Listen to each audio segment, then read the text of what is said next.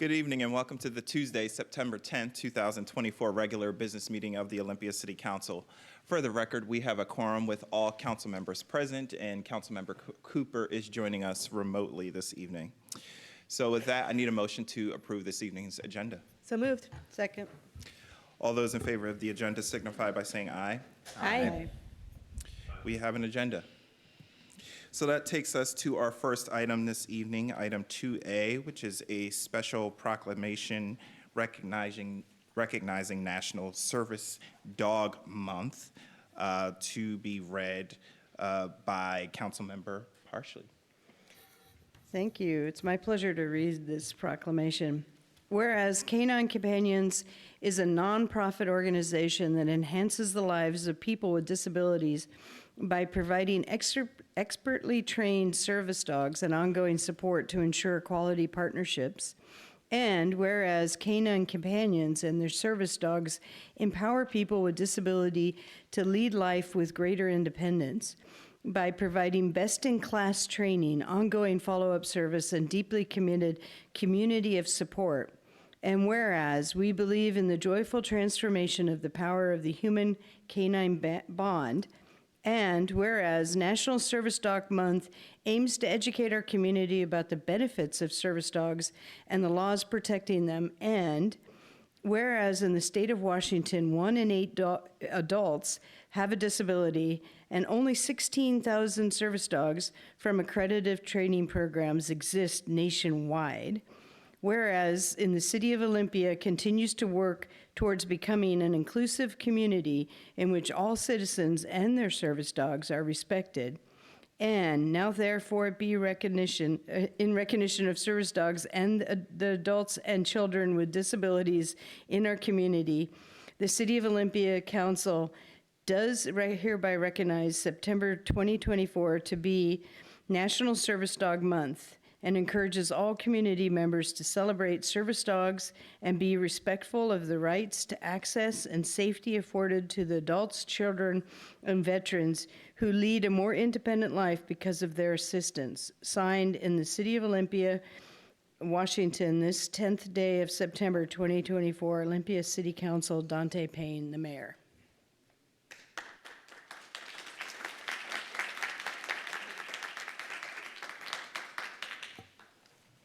Thank you, Councilmember Parsley. And now at this time, I'd like to invite up Jody Hawthorne from Canine Companions for a few words and to accept the proclamation.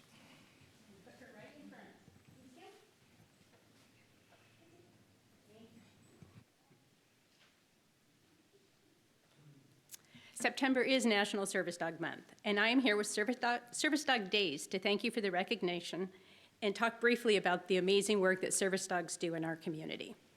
I think most people understand that service dogs are paired with people who have a disability or some significant challenge that makes their life more difficult. You think of seeing-eye dogs, you think of dogs that pull wheelchairs, of dogs for people who are hearing impaired. These dogs learn tasks that include picking up items, opening doors, turning on and off lights. But there's another kind of service dog I want you to know about, dogs like Days. They're called facility dogs. Facility dogs are certified service dogs. They are paired with professionals and work in a variety of settings. They work in schools, they work in criminal justice settings, hospitals, and in our case, a child advocacy center. Days and I work at Monarch Children's Justice and Advocacy Center in Thurston County, and we serve the community of Olympia. There are a handful of organizations that raise and train service dogs. Canine Companions is a national organization and provides service dogs at no charge to people who qualify. Canine Companions matched me with Days in May of 2016. Days makes a difference every day supporting children who come to Monarch. Our community partners also enjoy visiting with her. Days is by far the most popular staff person at the center. Thanks again for recognizing service dogs and for their contribution to our community.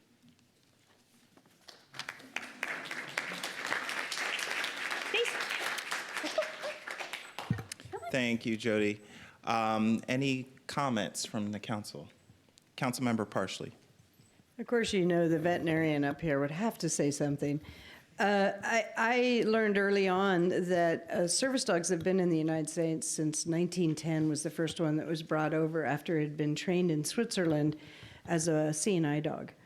But the guy with this dog had a difficulty because he wasn't allowed into a lot of the restaurants.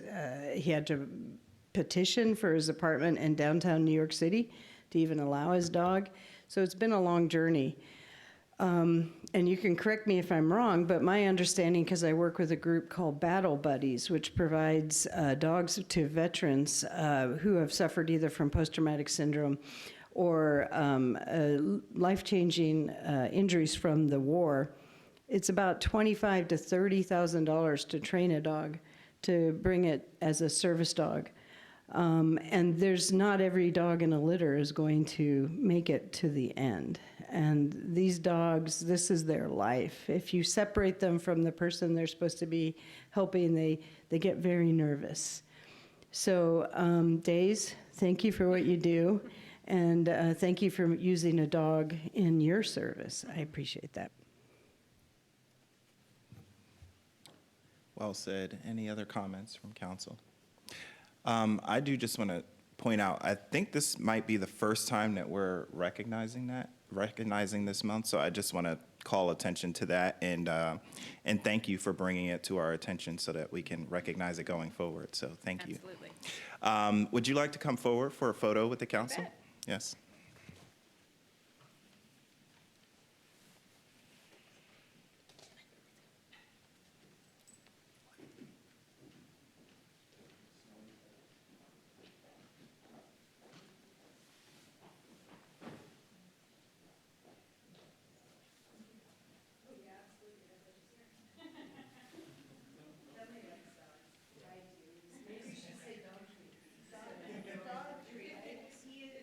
Days is not like Bella. We already had that conversation.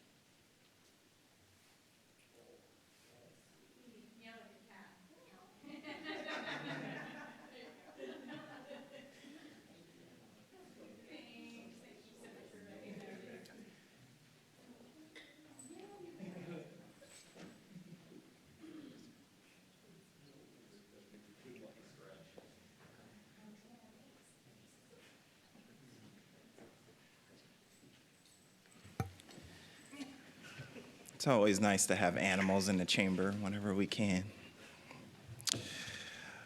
All right, so that takes us to item 2B, which is also another special recognition item, which is a proclamation recognizing National Suicide Prevention Awareness Month.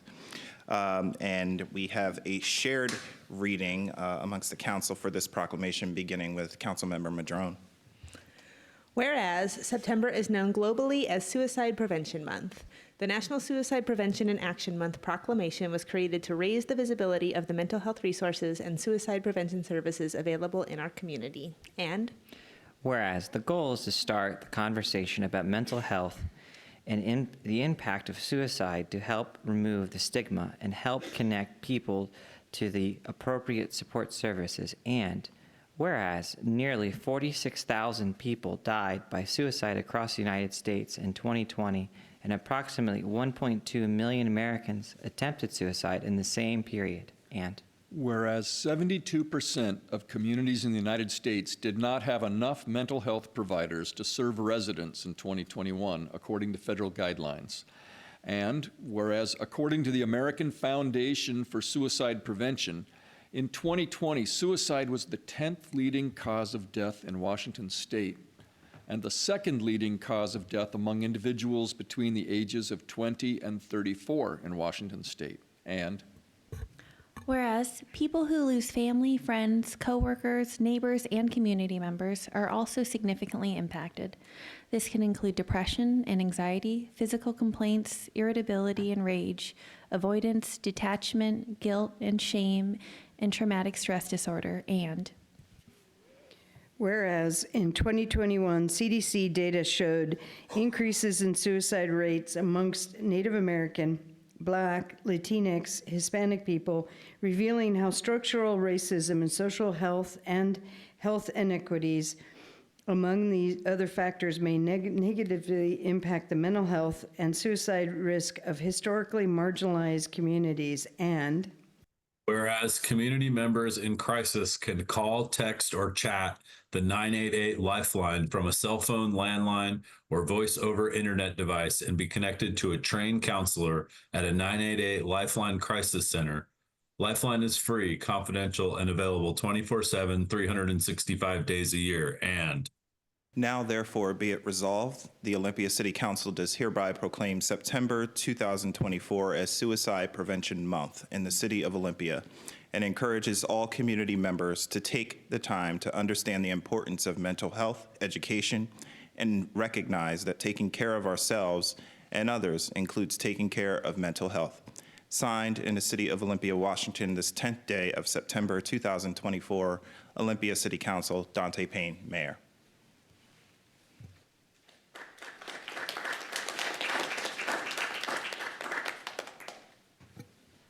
And now I'd like to call up Zachary Duncan from the Crisis Clinic of Thurston and Mason Counties, along with Aaron Wheeler, the president of the Board of Directors from the Crisis Clinic of Thurston and Mason Counties, for a few words. Welcome, gentlemen. Hey, welcome.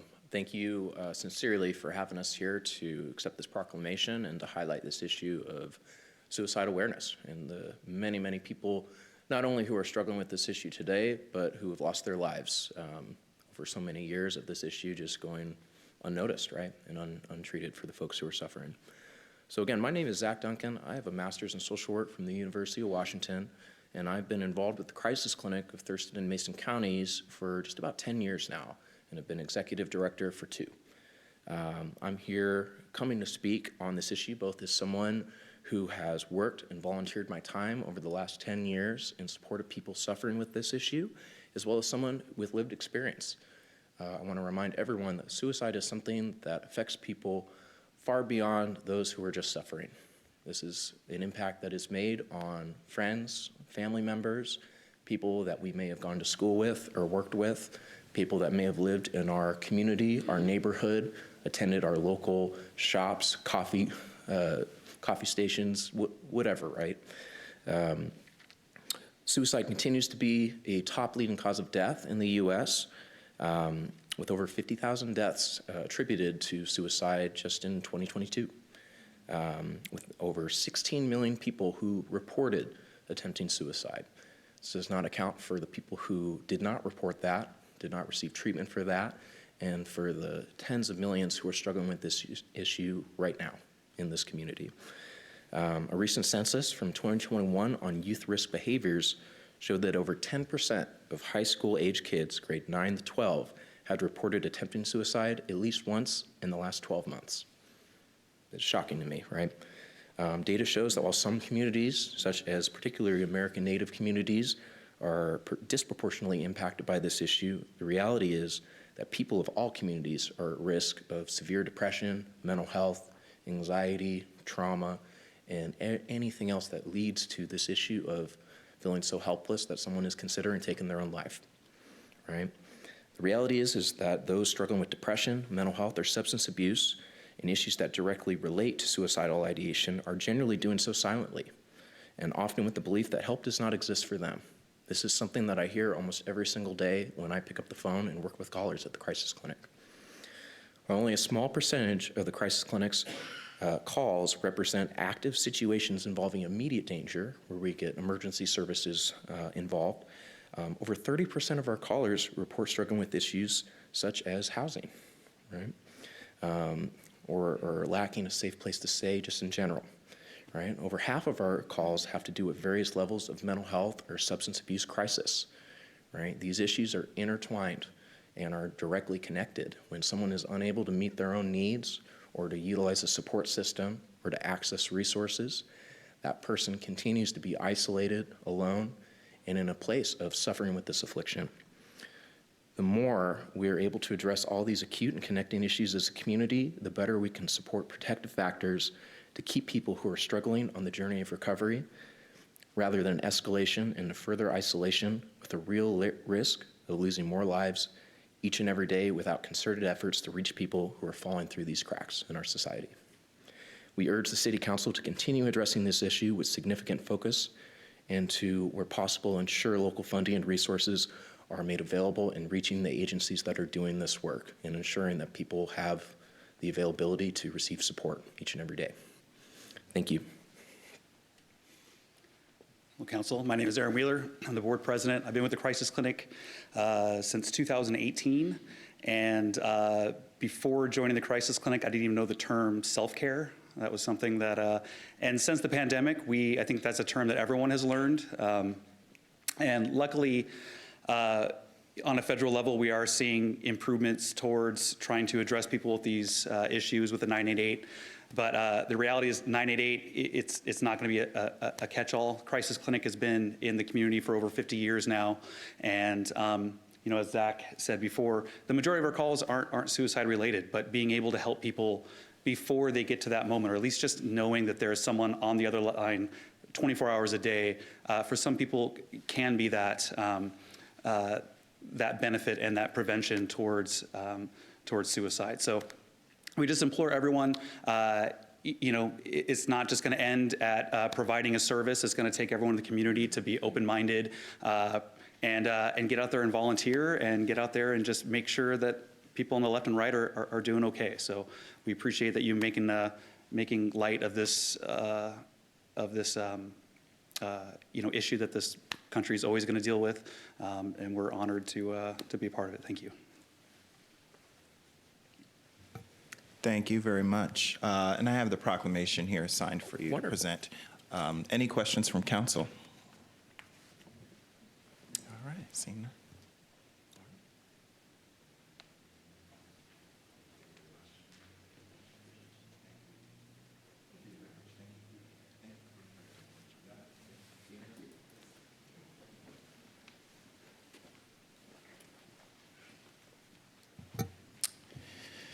Thank you very much. And thank you for being here again, Zach. We appreciate that. Thank you.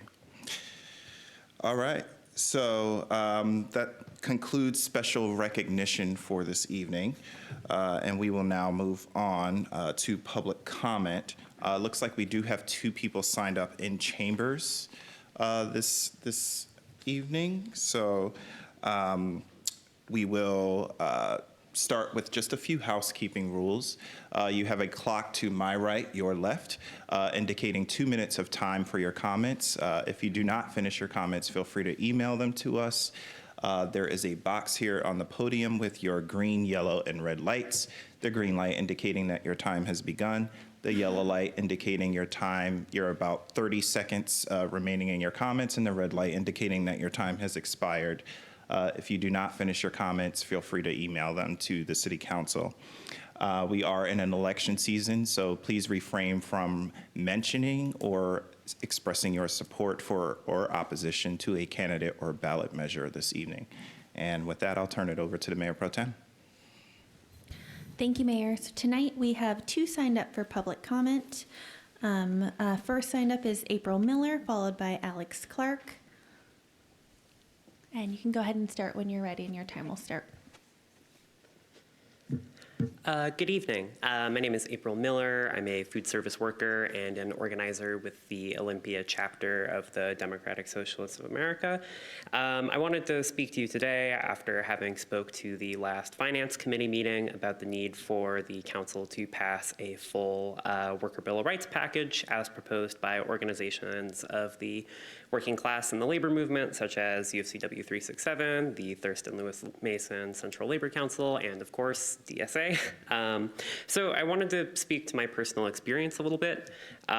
Working a minimum wage fast food job, questions of pay and scheduling are of considerable importance. We have no predictability when it comes to what days we're working and for how long. It's common to the point of banality for fast food workers to work 40 hours one week and 17 the next, to have a 3-day weekend one week, and to walk in on Sunday, check the schedule, and see that they all of a sudden have Monday and Friday off afterwards. As it stands, it's really impossible for us to seriously organize our own lives, let alone organize for improvements in our conditions. And then there's kind of the question of, why don't workers who have bad jobs simply get better jobs? And in addition to, a really tight job market where, workers like me will apply to like a dozen positions only to get turned down on all of them but McDonald's, a lot of the hard-won gains at those better jobs, like union grocery jobs, are precisely won, on the basis of the collective strength of the labor movement. And so By passing a full Worker Bill of Rights package, Council would be lifting up hundreds of workers in Thurston County to better conditions, safeguarding some of the key gains that workers and their unions have historically fought for and won, and it would provide a tremendous impulse to workers like me who are not yet organized to begin working together to build on that momentum and transform our lives collectively. Yeah, thank you. Thank you very much. Next, we have Alex Clark.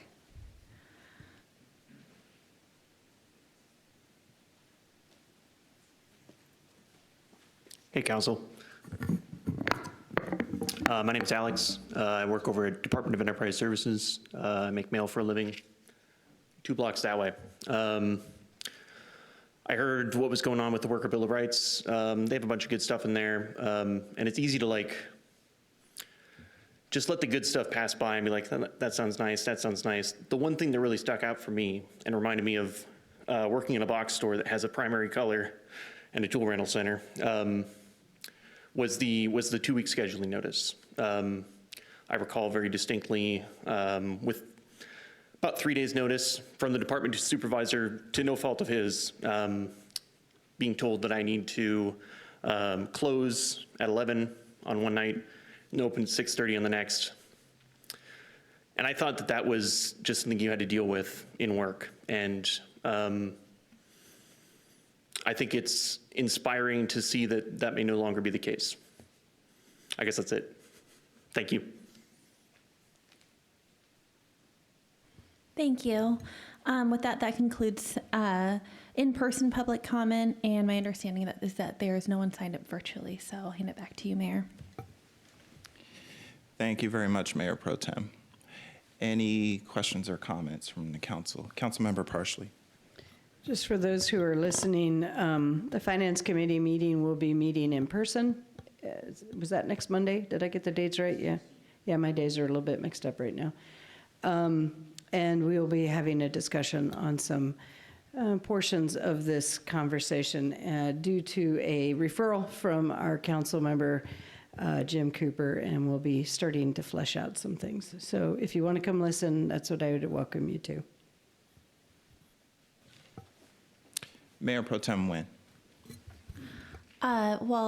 For the 2 that just spoke for public comment, as well as everyone else that is here, my understanding, just as a quick scan of T-shirts, that is likely for this, I just really appreciate you all coming and elevating this issue. And also just, Alex, you said that's all you had, that's all you need to say. I think that was great. And then April, you had said something that, well, I was listening to the whole thing, of course, but you said something that really caught my attention, which was some people might say, something along the lines of, some people might say, well, why don't those people that have bad jobs get better jobs, right? And so it's, so when you're saying that, I think we are both agreeing that that is a ridiculous thing to think, right? And that also that you're lifting up that here are these really sort of whether it comes from a good place or not, but these really ignorant things and these biases that people have about what is a good job, what is a bad job, who's working hard, who deserves what, and so. Yeah, it just kind of took me back to where I think many of us have been is those jobs where we're not really getting everything that we need to be successful, right? Or have any sort of work-life balance, hence things like a predictable schedule, things like that. And of course we need the money, and so how much are we really going to say about it, right? But anyways, and so along this process, I think there is going to be a lot of that kind of debunking these stereotypes and these biases, even that some of us hold, right? So I appreciate you all being here.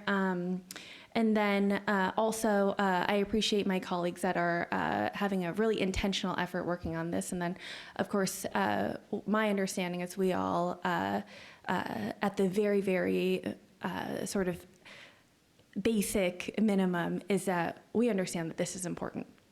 So thank you for elevating it, and I know that you all are a group with a lot of gumption, and you'll keep on raising it and keep on raising it. So I look forward to seeing, what is possible. Thanks. Well said. Any additional comments? it's not much more to say than that, other than just looking forward to digging in on this with my colleagues. So thank you for your time this evening.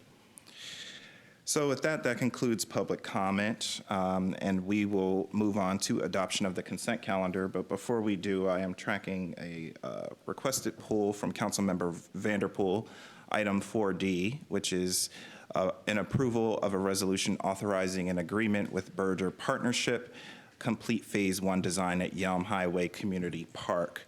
And this pull was requested by Councilmember Vanderpool, and I do believe we have our Director of Parks, Arts, and Recreation, Paul Simmons, and our Parks Planning and Design Manager, Laura Keehan, to respond to a few questions.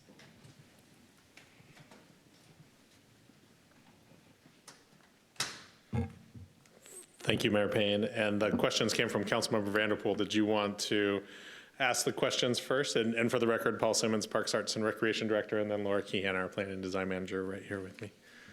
Yeah, I'll make my comments first, I guess, and my questions. So yeah, I'm very curious about, as we're moving into the next design phase of this, I'm mostly curious about, what our parking strategy is, what is our strategy around getting to the park. I understand a lot of folks will commute around to get there by car, but I am also curious about people who live in neighboring areas, the access to the park, so that it's convenient for people who live in the surrounding area, that they don't have to get in their car. It'll be easy for them to cross the street to access the park if they live in adjacent neighborhoods. I'm very curious about the accessibility of this new park. Very good. Very good question. And just for some history and context, this park has had an extensive history. For those that aren't aware, and just to offer a little context, we don't have a single soccer field in our entire park system. And so what that results in is that the few fields that we do have access to in the school system get overused. And then particularly in the climate that we experience here, they're in extremely rough condition, particularly in the spring and fall months, which are the heavy use times, which is also the time when we have kind of the wettest of conditions. So this is an attempt to meet a longstanding need that's been identified in the 2002, 2010, 2016, and 2022 park plans. I started here at the end of 2013, and staff had been working on this for 10 years prior to me arriving, and I've been here for 10 years, and it's something I'm hoping that we can get across the finish line before the next director comes, so that they don't inherit this, what I would call a generational need of rectangular sports fields. So this is the Phase 1 design, and to answer your question about the Phase 1 is everything that you see in the orange, and then also the maintenance facility as well as this road coming in. The reason that's not in the orange loop is because it's not part of our grant application, and we recycled this slide from a recent grant presentation, but that will also be part of Phase 1, just not part of our grant. To address access into the park for neighboring folks, we will have a bike ped access over here. We'll also have this pathway that connects here. This will connect not only to the Hamptons neighborhood, but there's also connections to, I think it's, I want to say Chestnut Village and James Place, thank you, which are two neighborhoods off of Rich Road that the street network connects through. So there will be bike ped access for the folks off of Rich Road, Yelm Highway, as well as the Hamptons. Sorry, hit the wrong button. We also have, recently Thurston County redid this entire stretch of asphalt on Yelm Highway. They went from Rich Road all the way down to where the Dairy Queen is, and I forget what the cross street is, but it was a pretty extensive construction project this summer, and they did a lot of repairs to the sidewalk infrastructure all along Yelm Highway. They also added a new crosswalk right where the berry stand currently is, that also has a center island, which will make it easier and safer for people to cross the street. There's a whole bunch of new multifamily housing right up in this area up here, and I forget the name of the apartments, but there's quite a few new units as well. There's also an apartment complex right here that will have access in, and then there's a controlled intersection at Wiggins and Yelm Highway with signaled crosswalks. So those are the primary access points in. The other thing that I would point out is that we're less than a mile from the Chehalis Western Trail Network, which is a 42-mile network that goes throughout Thurston County. And there are bike lanes and sidewalks all the way down to the trailhead from the park along Yelm Highway. So in terms of connecting to the larger bike network in Thurston County, we've also accomplished that. And then there's also, I don't know exactly where they are, I can find out and get back to you, but I also know there are transit stops along Yelm Highway close to the park as well. Cool. Thank you. My other question is around the turf. I've been notified it's about 20 years from what I've heard, correct? The current technology is the synthetic turf lasts anywhere from 10 to 15 years, depending on the maintenance and use levels. Okay. Do we have a plan if we ever needed to replace said turf or disposal for environmental reasons? We'll need to build the replacement costs into our capital asset management program that our which we refer to as CAMP, which we do with all of our assets and amenities. In terms of disposal, so what we've learned, and there isn't a ton of research, but we have done what we can to figure out the synthetic turf is made up of 4 components. There's the base, which is the foundation and the bottom. Then there's the pad. Then there's the synthetic infill, which is the grass particle, or the synthetic fibers, which is the grass part, and then the infill, which is what helps all of that stand up. The synthetic fibers and the infill material are both fully recyclable, and those can be reused.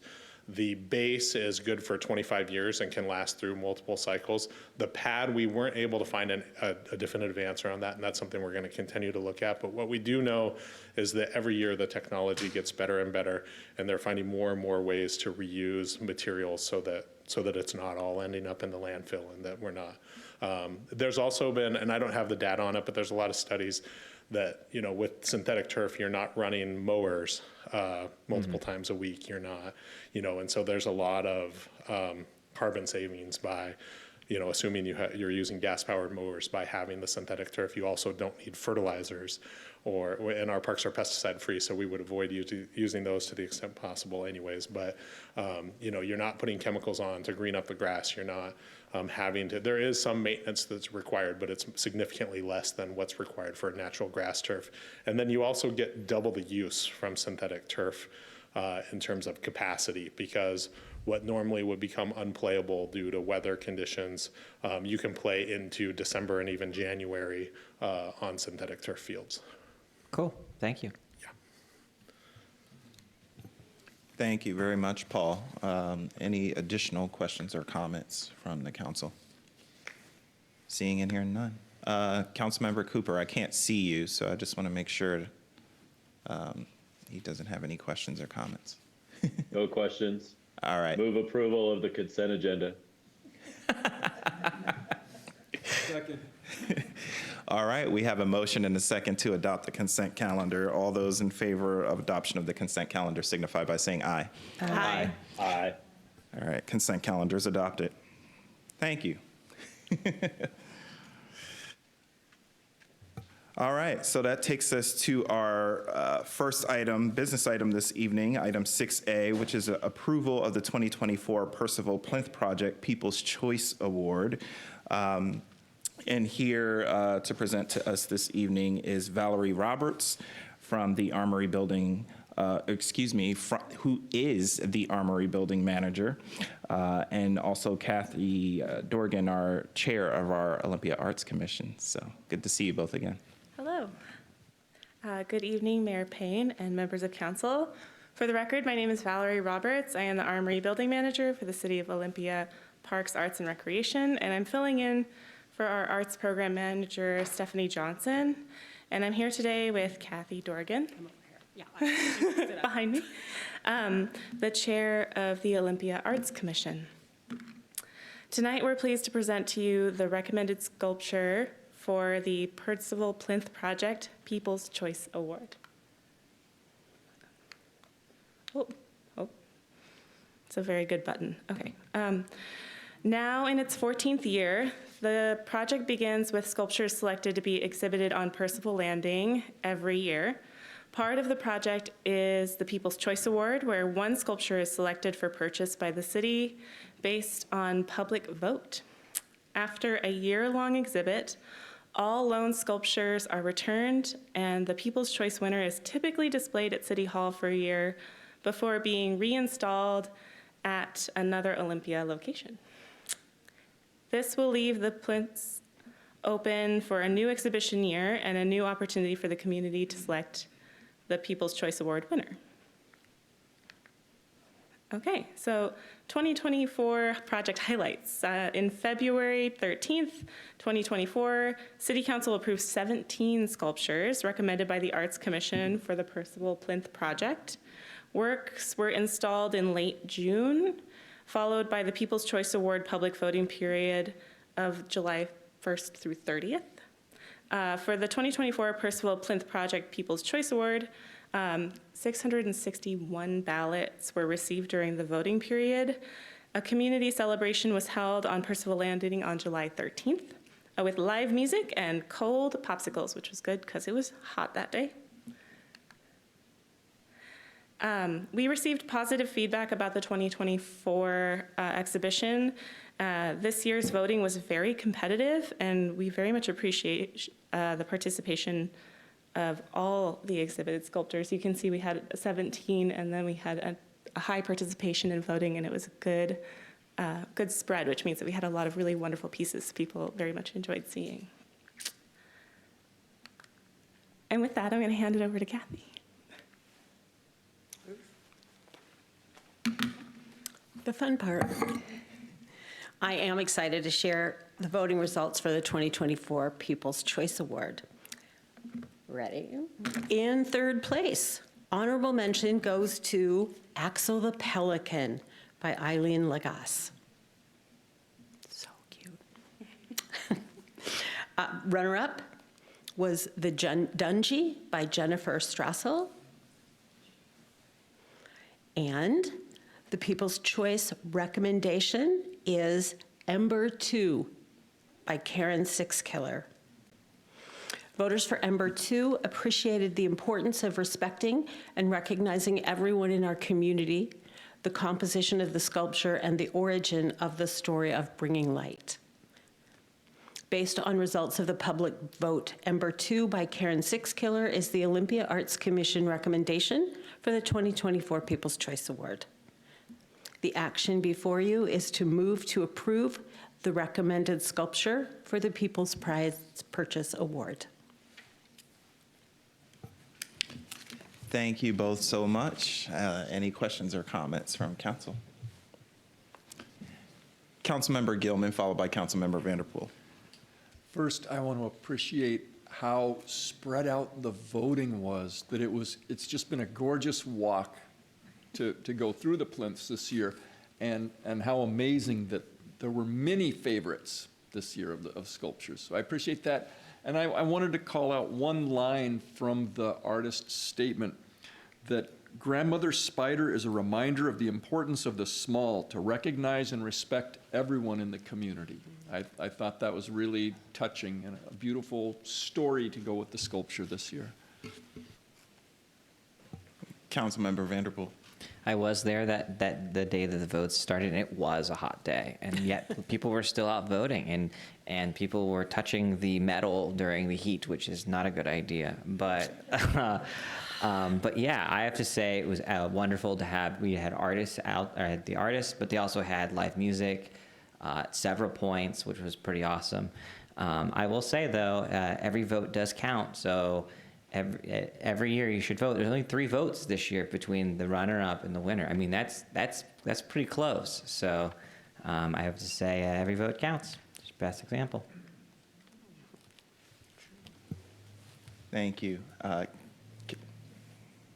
Councilmember Parsley, followed by Mayor Pro Tem Nguyen. It's almost like when you see voting like that, you wish you had something for the runner-up, putting them somewhere else, maybe in front of the armory or something like that. To spruce it up as we're working through it, just because that's 3 votes. That's not that much distance. I just wanted to say I was down at Harbor Days, and I heard a lot of people talking about the plinth. It was interesting, and maybe because I'm on city council, but just catching people's snippets of their comments on the artwork as they went by, almost more than the booths. Mayor Pro Tem Nguyen. Oh, this is always a really exciting one. I get pretty jazzed about the plinths. I've been around them. I grew up in the area, like many of us, and I didn't realize that you could vote on them before being on council, I guess. And so the last couple of years, also, I've gotten like quite an agenda. I really want the one that I want to win. Yeah, I know, right? Which, of course, I'm not going to tell you which one that is because we're here for one of them tonight. Yeah, but if you know me, it's obvious. It's the weird one. So anyway, thank you so much for coming back to us every year and giving us something joyful, not only as community, being able to have another reason to walk around and look at great art and kind of just be joyful about something. And then also, I always appreciate that there's a duo each year that comes, and it's great to see you, Kathy, and thank you for your continued service as chair. With that, I would love to make a motion, which is that I'd love to move to approve the Arts Commission recommendation to purchase Ember 2 by Karen Sixkiller as determined by public vote. Second. We have a motion and a second. Councilmember Cooper. I have a question, but it can wait until after we get rid of this motion, Mayor. Oh, well, that's okay. We can also, is it relevant to this? We have a motion and a second, so we don't have to take the vote yet. Well, so I'm really interested in buying the number 2 also. Mm-hmm. So I was going to ask if there was a way that we could pull that off. Mayor Pro Tem Nguyen. Because it's so close. Well, I'm not the decider of who buys the second one, or if we buy it or not. Although I will say, I do, that does also prompt something in me that I'm like, well, I want to buy the one I like, just being honest. But last year we had something unprecedented happen. I believe it was last year where we actually had twin wins, and so we got both of them, and that was really great. And I don't think we split the monies. I think we just ended up purchasing both of them. So as much as I understand that it was close, I do wonder the precedent that it would set in the future. We do have arguably, it's 3 votes, but also I would argue that many of them are worth keeping. So I guess I just sort of cautious about this one, even though I'd love to say yes. It looks like our Parks Director has approached the podium, so I don't know if you want to speak to this, Paul. Hi there. Once again, Paul Simmons, Parks, Arts, and Recreation Director. And I'll just say, and I do have to admit that I'm biased because I was one of the folks that voted for the second place item. So I'll just disclose that up front. But the Municipal Arts Fund, we have allocated a significant portion of it to the welcome figure that we're looking to put in on the waterfront. And so the fund isn't as flush as it's been in years past because of that and some other and all of the gateway projects that we've been doing. We're trying to save back up so that we can do the next gateway project, and we're not quite there yet. So if we were to move forward with buying a second one, it would be a little bit challenging to do with the Municipal Art Fund. It doesn't mean it's not impossible. If council directed us to do that, I could work with Stephanie and put together a proposal of what that would look like. But I throw that out as a funding source. There could be other options for funding that we could look into if council felt really strongly about it, but I just kind of wanted to acknowledge that before moving any direction. And I just want to jump in and add a little bit of context. Over the last 3 years, the vote has been within 10 votes for the second place and first place winner. That's just a testament to the quality of art that we have in the Plinth Project, in my opinion. All right. Well, thank you both for that. Councilmember Cooper. Yeah, thank you, Mayor. And so I think it'd be nice to think about budgeting for 2 into the future. And based on those explanations, I think it's good to just stick with 1 for right now. But I also know that there have been multiple times since the Plinth Project started where we've had community groups that were interested in a piece of art from the Plinth Project actually buy it and donate it to become part of the city collection. So I would just say that's a possibility. if people like Paul really do like one of the options, there are private organizations in the community that buy art, and I think we all can just do our best to keep some of these great pieces in Olympia, even the weird ones. Hint, hint. Thanks, Councilmember Cooper. All right, so we have a motion and a second to approve the 2024 Percival Plinth Project People's Choice Award. All those in favor of the motion signify by saying aye. Aye. Aye. Motion passes unanimously. Thank you. Thank you. All right, so that takes us to our final business item for this evening, item 6B, which is acceptance of the Olympia Strong Economic Opportunity for Everyone as the guiding economic development strategy for the city of Olympia, to be presented this evening by Mike Reed, our Economic Development Director, is joining us this evening, along with Jason Robertson from JRO & Co. Consulting. Good evening, Mike. Good evening, council members. Again, for the record, my name is Mike Reed. I'm the Economic Development Director for the City of Olympia. So tonight, it's the culmination of a lot of work. So we started this process in earnest 2 years ago. But frankly, it was in 2019, council then commissioned what we called our Economic Ecosystem Study, which led us to some conclusions that there were some economic disparities in our community. Then COVID happened. And those inequities that we saw about who had access to our community and how it was working were laid bare very clearly. And so with that, we moved forward with the idea of creating Olympia Strong, an economic opportunity plan. Before I get into this, I was watching TV about 3 weeks ago, and I saw the vice presidents give a speech. And there was just a quote in there. I can't help myself. So what she said was, opportunity is not available to everyone. That's why we will create what I call an opportunity economy. An opportunity economy where everyone has a chance to compete and a chance to succeed. Whether you live in a rural area, small town, or big city, we will bring together labor and workers and small business owners and entrepreneurs and American companies to create jobs, to grow our economy, to lower the costs of everyday needs like healthcare, housing, and groceries. We will provide access to capital for small business owners, entrepreneurs, and founders, and we will end the American housing shortage. That's what this plan is designed to do, but at our local level here, in a very simple way. So let's move through. So a couple of things. This is telling you about a little bit of what Olympia Strong is. Before I get into that, I want to tell you a little thing what Olympia Strong isn't. Olympia Strong is not a checklist. It is not something that we just get to go down the list and say, well, we accomplished that thing, now that problem is solved.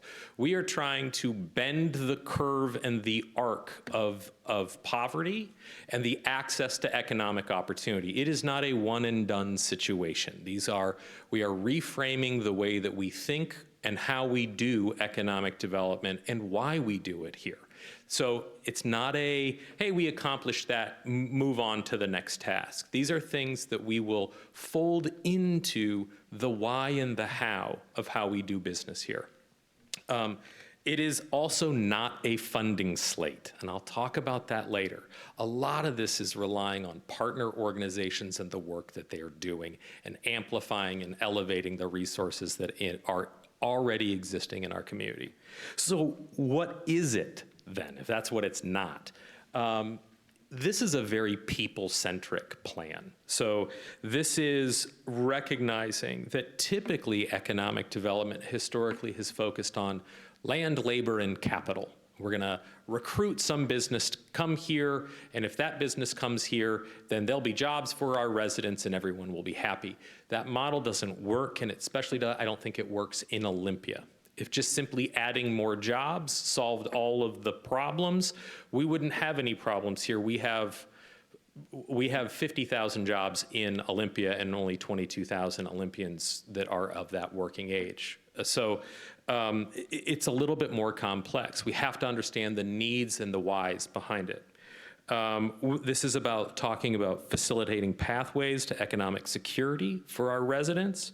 It's about tracking industries and job trends so we know where and how we can send those that need upward economic mobility, where we can send them to, and how we can grow and support those through strategic decision making. It's also about supporting our local business here because they are made up of the people that live here. And they also generate the taxes necessary to support and grow the critical services that we have. And finally, it's about investing in vibrancy and resiliency in our community.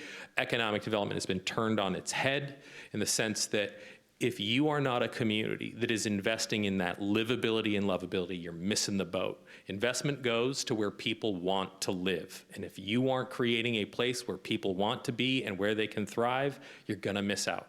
So that's a critical piece of this.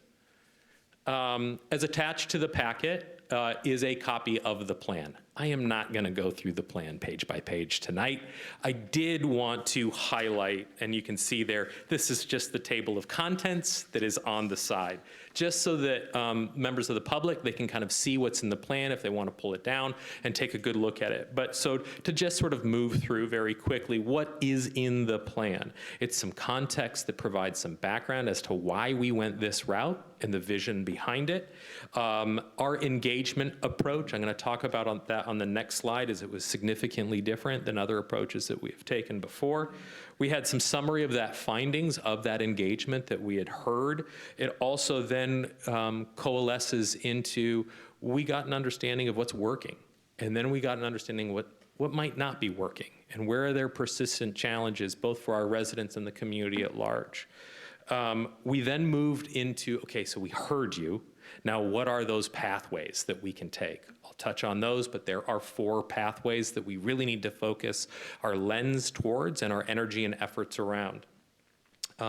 We have some progress tracking monitors that we can continuously look at to see, are we bending that curve? Are we making an impact in those areas? There is also where we started this work was on doing some data and trend analysis. We put some of the key findings in there as well. This also does connect to, we currently have a comprehensive plan update underway right now. We have already folded some of this language into the economy chapter update that's already been presented to the Planning Commission. And then finally, I end with some acknowledgements, and I will talk about those. Our engagement approach for this was different. Typically, a project like this that we have done, we have created like a focus group or like an advisory committee or a subcommittee. In this one, we wanted to get out to the community as much as possible. So instead of inviting in, we wanted to go meet people where they were at. To that end, we hired 2 interns to really help us physically be in all of those places. So you can see we had 2 online surveys, 25 what we called person on the street interview events. So we were going places. We were outside of grocery stores. We were at bus stops. We were at events. We were at the library. We were at the food bank, going to where we needed to hear from people about what is working for you and what might not be working for you in the economy. We had listening sessions with various underrepresented groups. We had 3 industry focus groups, 7 advisory board briefings, 6 community group briefings. We were at the Osho Cultural Center in Tumwater 7 Saturdays in a row. And finally, we had 2 open houses with the event. I will say one of the things with this is there were requests that I've never heard come into the city before. Things that I hadn't heard before. And there's a reason for that. Because we went to people that we'd never engaged with before. So when you start opening doors that you hadn't opened before, you're going to hear things that you probably haven't heard. One of those key pieces that we found when we were doing the data analysis, and this really started when we looked at that economic ecosystem study done in 2019, was that 1/3 of Olympians are struggling to get by. And we found that reinforced outside of just the numbers and the data. We heard that through the stories that we were hearing. So right now, actually, it's not 14%. It's 13.3. So it has come down a little bit. But we have 13.3% of Olympians living below the federal poverty line. By comparison, Thurston County is at 8.7. So we're significantly higher than the county. I think Tumwater is at like 8.3. So this gives you some comparative analysis. But when you look holistically, the poverty line and the poverty rate as a analysis point, it's outdated. It's not what typically you use. Now we would use the ALICE or Asset Limited Income Constrained and Employed. 34% of the population in Olympia, Lacey, Tumwater are living below that ALICE threshold. We also found that 30% of households are housing cost burdened, meaning that they are spending more than 30% of their income on rent or utilities. Of those, half were severely cost burdened, meaning that they were spending 50% of their income on those things. What we also noticed then was that people of color, immigrants, and those with disabilities were even further disproportionately affected than the whole. Some of the other needs that we heard during the outreach was a desire to close the equity gap, boost affordable home ownership and affordable housing, elevate more people out of poverty, champion youth, cultivate career pathways, support entrepreneurships in small business, large businesses, and all of the industry sectors. People knew that it is growing the opportunity, literally the places where people work with more options. And finally, fostering community vitality. It was very clear. It's hard for me to think that there was one issue that was more pressing than the other, but there was one that very clearly elevated to the top. And it didn't matter if we were talking to individuals or employers or nonprofits or business associations. Routinely, across the board, housing affordability and housing home ownership opportunities was universally the #1 priority. We heard it concerning employee retention issues for employers. We heard it about just the crisis of being able to afford to be here from the residents that were here. So it was very clearly stated as a primary focus area of work. Another thing we also discovered is that we are not starting from scratch. We have a lot, just even in the city, a lot of this work is already underway. There are plans already in place that have been developed and vetted. We have things like our One Community Plan, our Housing Action Plan, even elements of reimagining public safety are plans and work that we have done that touch on a number of the things that we heard in here. But it proved that there's connective tissue between those efforts and the economy. We also know that externally, we have a number of partners that are doing this work too.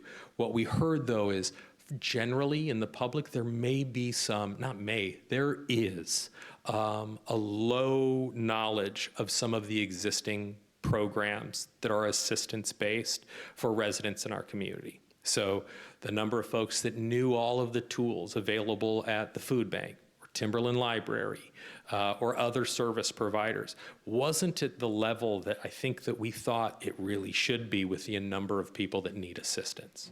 And finally, that there are gaps remaining, and particularly for those people that face high barriers. The great part is, again, we don't have to do this alone, and I would never recommend we take this entirely in-house and try to solve this issue alone. We would, A, I don't think we could do it, and B, we would alienate all of these people. These are the partners that will help us, and these aren't even all of them. this is just a smattering of those that really sort of rose and met us and identified opportunities and programs that they're working on. I'm not going to go through it and name all of those. I think that you understand. One thing that I do want to note, I did just broadly name cultural organizations.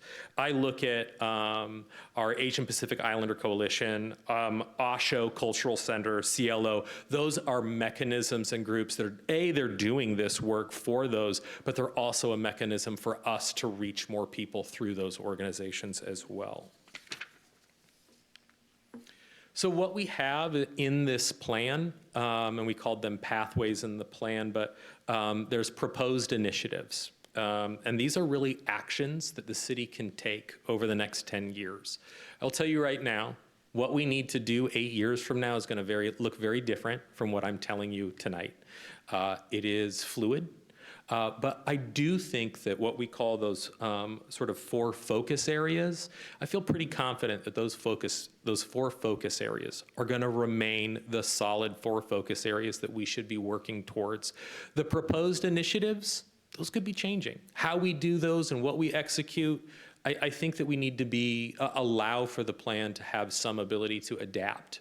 In those proposed initiatives, there's a mix of continuing and new efforts to fill the gaps.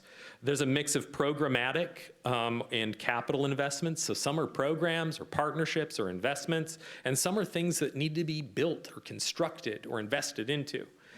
We organized this into 4 interrelated focus areas, and I color-coded these because I'm going to touch on them in the next slide. So in this light orange, we have education and workforce pathways. This is an area that typically the city has not really been deeply engaged with prior to some of this work. Housing and sense of security, so we're moving beyond just the actual 4 walls and a roof, but the entire sense of security that space provides, and all the things that you need to be a household. The third is this sense of business enterprise resources and support. We heard a lot of love for the rich entrepreneurial ecosystem that we have. We have a very deep sense of care for locally owned and operated businesses that started here and grew here from across industry sectors. So continuing to maintain that rich soil that allows a business to start here and grow here and stay here becomes critically important. And then finally in that blue, community pride, lovability, and resiliency. Goes back to what I said at the beginning. If you are ignoring those things, you're going to struggle. And communities that have high sense of community pride and lovability and resiliency, they will weather storms and they'll continue to be able to grow and thrive. So investing into that and monitoring that becomes critically important. So again, we have 44 proposed initiatives. We have not been waiting. I've not been waiting to start on these until I got in front of you tonight. We've been working on these. And again, they're not a checklist. These are things that we will continuously do, but we need to monitor them. And luckily of those 44, I can say that there's something, maybe not, we haven't completed it. We may be a decade away from completing it, but there's something that I can report on in 33 out of the 44. That means we've trained our eye already to those things. So some examples in that. So back on that housing, or back on the workforce example and career pathways, we stood up in partnership with the Thurston Chamber, the concept of the Olympia Career Hub. That project has now come to an end, but we learned a lot. We put 90 plus graduates through that, and of those graduates, we saw an 80% employment rate. That's pretty impressive. That's an example about how we can partner with somebody and pursue a program outside of the city. We can invest into a partner so that they can expand their scope and bring something. On the housing and sense of security, we transitioned Plum Street to a workforce-based housing model. That's an example of a project that we got through grant funding. And I know Darian Lightfoot was here, our Director of Housing and Homelessness. This was an example of working together. She pursued a grant through the Governor's Right-of-Way initiative and built into a tiny home operating grant the idea of, hey, let's fold in workforce development into that. So that's an example of state grant and working between departments. Just a couple of weeks ago, an example on this business enterprise resources and support, we talked about childcare at CLIPS. So we brought a partner of ours in the Child Care Action Council to CLIPS, and we learned about ways that we as a city can advocate for childcare in our community. It may not be that we're the ones that are going to solve the childcare crisis, but we can add it to our legislative agenda and think about ways that we can push things forward outside of our doing the work ourselves. And then finally, in this community pride, lovability, and resiliency, just this year we were able to launch Inspire. We provided 60 nonprofits in the arts, culture, and science arena funding to be able to continue to do good work. That is an investment in community lovability and pride. I'm not going to read these to you. You can kind of see them. These are examples of ways that I anticipate monitoring impact in those 4 focus areas. I think that developing a dashboard would be something that we may want to be looking at in the future. What ones we will ultimately pick, still yet to be determined. But there's a number of potential data sets that we can continuously look at and monitor and report out to the community our success in these areas. Now, when it comes to implementation, I think there is one really big way that we implement this internally.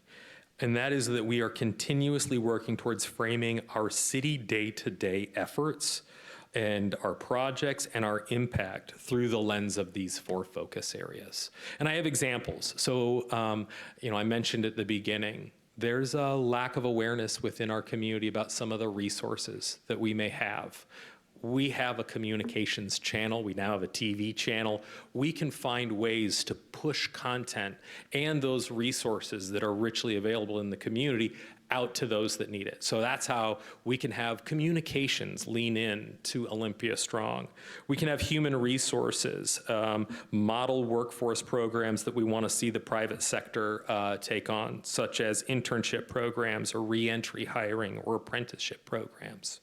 Our city manager's office that builds our legislative agenda with you every year can be looking at this plan and frankly some of our other plans like One Community Plan and Housing Action Plan and build your legislative agenda around the items that are in here. Housing and homelessness program, you heard my example with Darian and folding in some of this work to our existing emergency housing programs and tiny homes. And then finally, there's an opportunity for you as a council when you're setting our priorities and your goals every year. You can use this document, again, with our other planning documents, to build your priority base. There's lots of ideas about how and what we should be moving forward on and creating those priorities in there. And then finally, funding. There are things in here that right now, I don't think that we have the funding capacity to just continuously keep doing. But that doesn't mean, and tonight I am not bringing forward an immediate funding request. I'm not saying, give me X millions of dollars to implement this. I don't think we need that right now. We're doing some of this work right now. I do think that there are certain initiatives that if you want to be able to do, they will need funding at some point in time. But right now, I think we are making really solid headway on a lot of these. I do want to say that there is one concept that I do want to move forward with. Oftentimes we have referred to what we have called as our economic development reserves. This was the account that we were using during the pandemic to support some of our economic recovery funding. I am recommending that we transition that fund into being your Olympia Strong reserves. That currently that account has 1.8 million. I think that we should be setting a target for what we want to get that account up to. And I think that there's a way that we can do that through establishing a practice of replenishing that account with the percentage of proceeds from the sale of city-owned property. So there's a number of real estate transactions that we're exploring right now about selling certain city properties. I think that setting aside some of those proceeds back into that Olympia Strong Reserves account to get it back up to a number so that we can accomplish some of these priorities would be a wise move. We could use those funds for Olympia Strong aligned efforts with preference towards grant matches, capital improvements, major projects, and investing in partners to carry some of that load. With that, I do want to offer some praise and acknowledgement. This was absolutely a deep, deep team effort. Some of those folks are no longer here, but that doesn't mean that they don't deserve to be called out by name for the work that they've done. I specifically and truly want to call out Amy Buckler, Shauna Mershon, Ava Robertson, Daisha Versaw, Jason Robertson, who's our consultant on this work, who's here with us tonight. Big kudos to Jason in terms of the amount of data that was collected and synthesized that was able to guide us on the path in this. Really, truly came from his work. I also want to thank Parfait Basale. He gave us some guidance on mechanisms and ways to be thoughtful about reaching out to marginalized populations.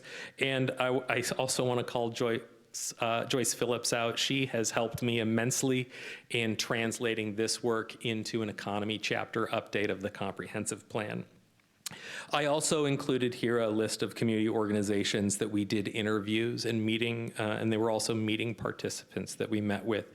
This plan wouldn't be the plan that it is without their involvement and insight that they were able to share with us. So I want to specifically call them out by name. And with that, I'm happy to take any questions you may have. Thank you so much, Mike. Any questions or comments from the council? Councilmember Parsley. I just, I've read this several times, and every time I do, it makes me more excited. And you and I have chatted individually, and you're right. Holy Strong kind of ties together a lot of our initiatives and work we're already doing. But I think as a policymaker, it's also a really good lens.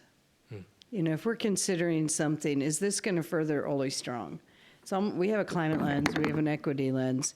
It's almost like, should we have an Holy Strong lens? Is this going to, serve these needs? Because like the climate plan, these initiatives, these tactics are going to change, and they're going to adapt.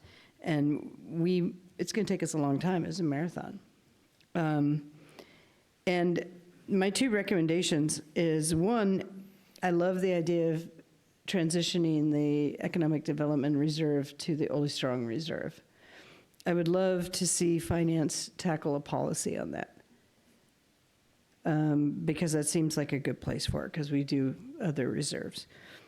And I'm a broken record, but I was realizing why I'm a broken record about this B&O tax audit, because 50% of businesses are not paying their B&O, and I have paid B&O in the city of Olympia for 15 years almost.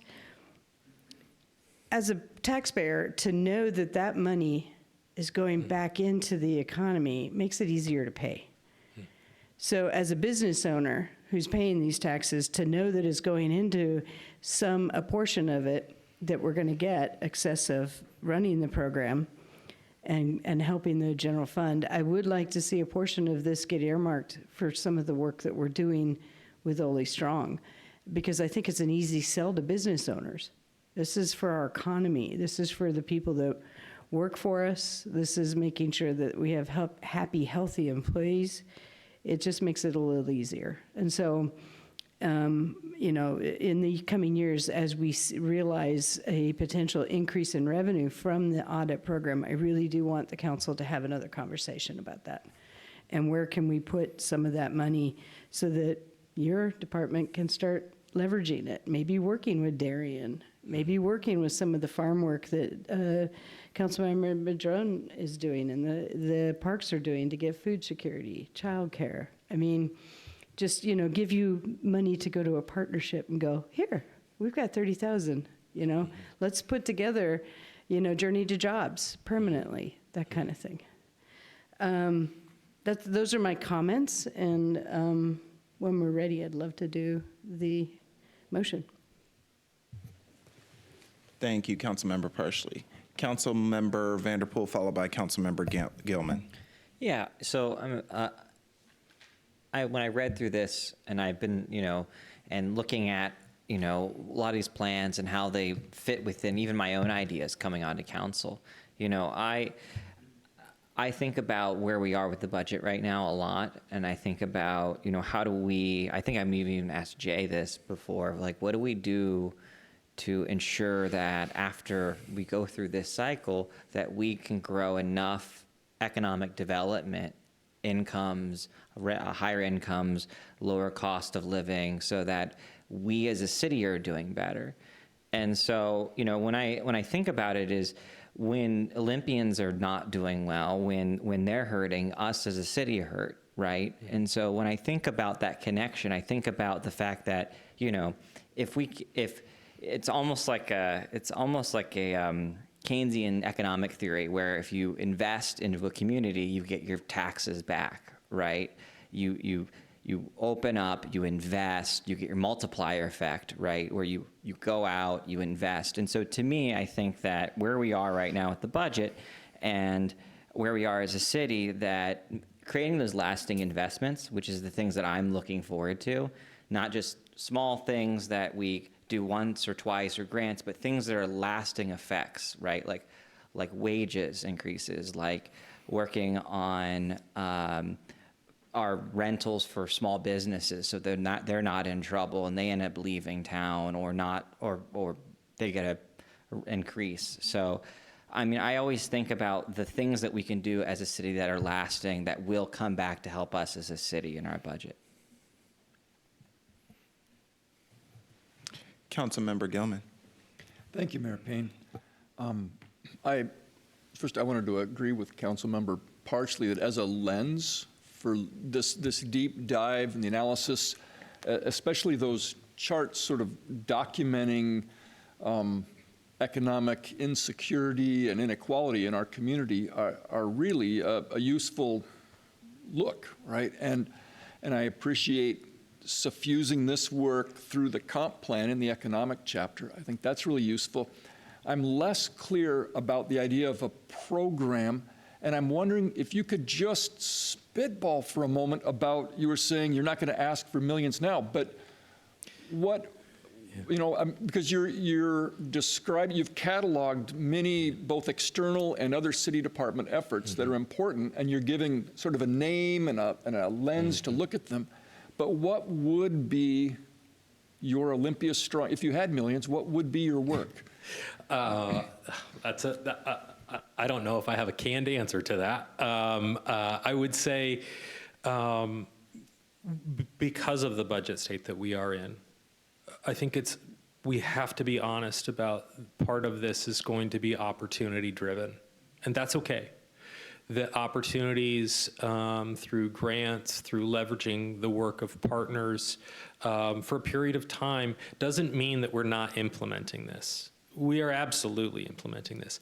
If through that model of being opportunity driven and leveraging opportunities when they come our way, there are certain things that I do think that we will probably have to do ourselves. I look at one example that is really clear to me where I know we've been effective, and that is through land banking and selling a city-owned piece of real estate at a discounted amount with a prescriptive piece of language that the property be developed at this certain type of income restricted criteria. I know that model works because we've seen it, we have done it, we've proofed that concept. But that requires large capital in chunks at times. And it also requires that there be a piece of available property that we can also then seize on. So there's your opportunity piece at play there. So I would say building that reserve account to a place where you can be strategic when those opportunities arrive, where a grant materializes, but it requires a 50% match, and we're looking around not knowing where it's going to come from and the opportunity is going to pass us by. I think that that's where we've got to get to. I think you can build to that as opposed to needing it on day one. Does that help? That's really helpful. Okay. And I also wanted to make a comment, if I may. Something I'm thinking that is in the document, but we could strengthen in the approach. And that is that it's tempting to be really hopeful that if we could get every kid to go to college, every kid to do the FAFSA, everybody to be able to start a small business. But that's not the way that the pyramid's built, right? Mm-hmm. And so acknowledging the systemic inequity and the existence of class so that we just acknowledge that there is limited mobility, and we want to figure out a way that people can live securely and with dignity who are not going to be mobile in the economy. And so I think the housing work, for sure, heading towards social housing or workforce housing above the homelessness transition, the renter protections work that we're very much engaged in, and the livable wage and worker bill of rights discussions we're beginning now, and the guaranteed basic income pilot that we've had on our legislative agenda, that those sorts of items that call for systemic change, recognizing this is the way the society's stacked up. And I'm not opposed to having efforts to help a few people manage to go to college or become professional folks, but that hasn't been the history of the last century of our country. It's very rare for somebody to move up like that. So figuring out ways to make people more secure and solid where they're at and to live a good, dignified life without aspiring for mobility, I think is really important to me. Yeah. That's a great point. We did, there's a lot of data that we couldn't sort of jam into this. We did include some information here about trade worker demand by mean wage and total workers needed. So that was an example that there is a whole body of work, and we just picked one industry. This was effectively in construction and in the trades, but that there is need in there. One thing that we did find, though, that was sort of universal, and we're hearing this from those in workforce development, that it doesn't matter so much about 4-year, 2-year masters. It's the idea of continual professional development. So creating scenarios where whatever industry you've opted in, are there professional certifications that can be pursued to show that there is continual professional growth? We're seeing that as a demand requirement for a lot of that potential upward mobility. I understand that that may not be the path that everyone wants, and that not everyone may want to pursue upward mobility, but there is rising costs that may not be able to be controlled just through a local level. So creating the opportunity for our residents, should they want to be able to pursue professional certifications, we have places that we know can meet the demands that are here in the industries that are here, so we can continue to help them lift. It's more about, instead of creating these pathways, some of them we just need to help light up a little bit so that they're a little bit better seen. So. Great, thank you, Mike. And I'm gonna double down that I don't think it's about choosing mobility or not. That there's some folks who the world around them is really geared to that. There's some folks who get surrounded by support agencies, but it's just, that's the piece that I want to leave room that we can figure out how to make it okay for folks who are working a service job or a caregiving job and not be focused on trying to make them a supervisor or an owner of the company, because there's only one owner for each childcare center, right? So I just want to leave room for that. The aspiration part is great, but let's also try to shore up the majority of folks who are not going to be becoming the boss. Thank you, Mike, for your work, and Jason, thank you very much for your work on this. Important points. Any additional questions or comments? I have a few. Councilmember Cooper. Thank you, Mayor Payne. Bring my hand down. Yeah, thank you. I just want to thank Mike and share the appreciation with the council. I think when Mike came on as our economic development director, we were still trying to figure out what does that mean as a city to be in the economic development business. And now we have a lens and a strategy that shows us that it's the workers. It's the people who deliver the goods, who make the goods, who package the goods, who remove the goods that make the economy hum.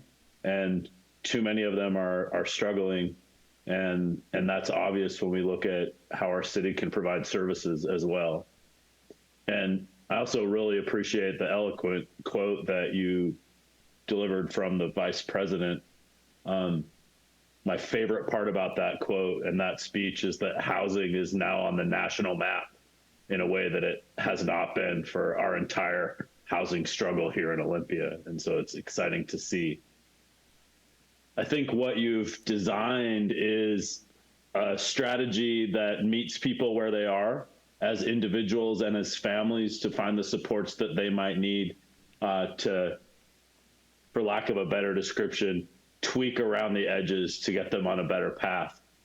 But to Councilmember Gilman's point, it doesn't really get at the systemic issues.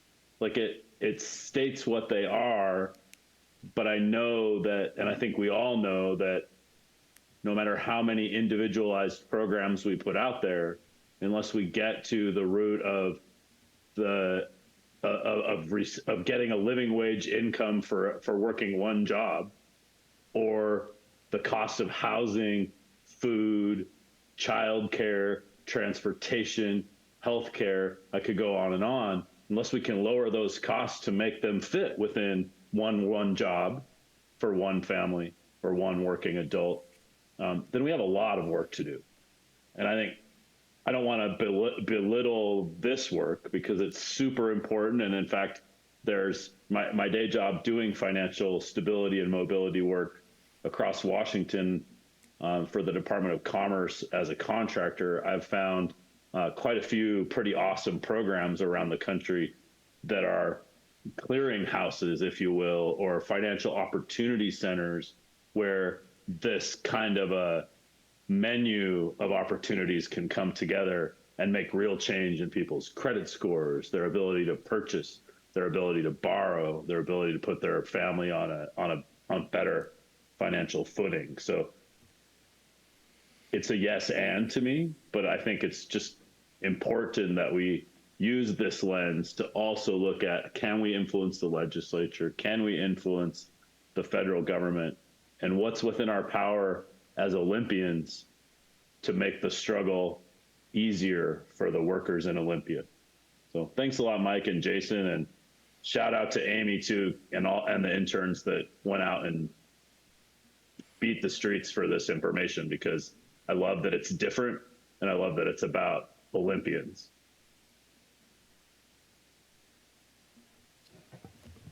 Thank you, Councilmember Cooper. Yeah, this has been quite a bit of work, and so it's great to be here tonight. Couple things. Councilmember Gilman, you were talking about kind of the costs of Olympia Strong without a dedicated funding source. And I was just sort of thinking about us tracking those costs anyway, right? Just in terms of what is the dollar amount for the investments that we're making for these 4 focus areas over the next 10 years, so that we can tell that story of how many millions of dollars have we put into all of these initiatives over 10 years, right? I think that would be really important to sort of track. So if we're doing that in through housing or through workforce development, all of those things should sort of be put together for a total sum, just so we have an idea of what this is costing us. And then also comparing that data towards the end too, right? At the 10-year mark of where did we start and where do we end up after the 10 years, right? Did we make progress after millions of dollars of pushing? What's the story? And it was great that I heard you mention, you said that there would be resources through through our comms mediums like Oli TV3, which is great.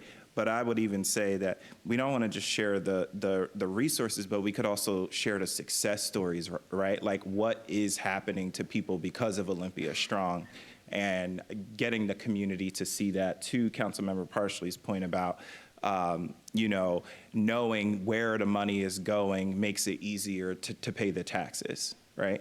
And that's an important communication strategy for this. And then lastly, sharing our initiatives with our state and federal lobbyists, I think, is really important because they can do things like bill searching and bill analyses just to look for potential solutions based on bills that are coming from the state, whether that be, you know, and funding assistance. So whether that be grants or if there's some sort of legislative action that reduces barriers, or, you know, whatever it is that we're tracking that, and we're seeing how that's helping our initiatives with Olympia Strong as well. So yeah, those are just a few of my initial thoughts, and I just appreciate the big lift, all of the work. This is something that really excites me because I feel like, you know, for a city our size, we are taking on quite a bit, but we also understand that that shouldn't scare us just because we're a small local government. We can do what we can to help our community members, and I appreciate you, Mike and Jason, for leading the effort to help us do that. So thanks for being here tonight, and happy to entertain a motion from Councilmember Parsley. It's with great pleasure that I would like to motion the acceptance of the Oli Strong Economic Opportunity for Everyone as the guiding economic development strategy for the city of Olympia. Second. All those in favor of the motion to accept the Olympia Strong Economic Development Strategy for the city of Olympia signify by saying aye. Aye. Aye. Aye. Thank you. Motion passes unanimously. Thank you.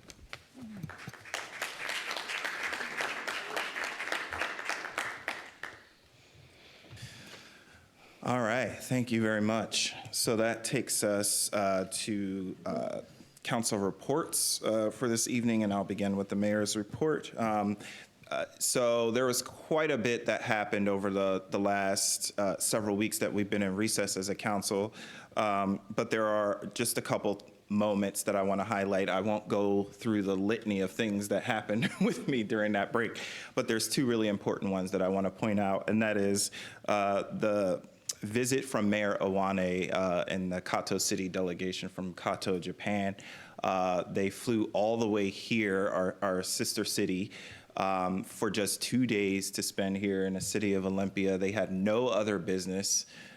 They came here just to visit us, and so we so appreciate them for doing that, and it was wonderful to spend time with the mayor and his delegation on you know, really solidifying our relationship, which is over 40 plus years long.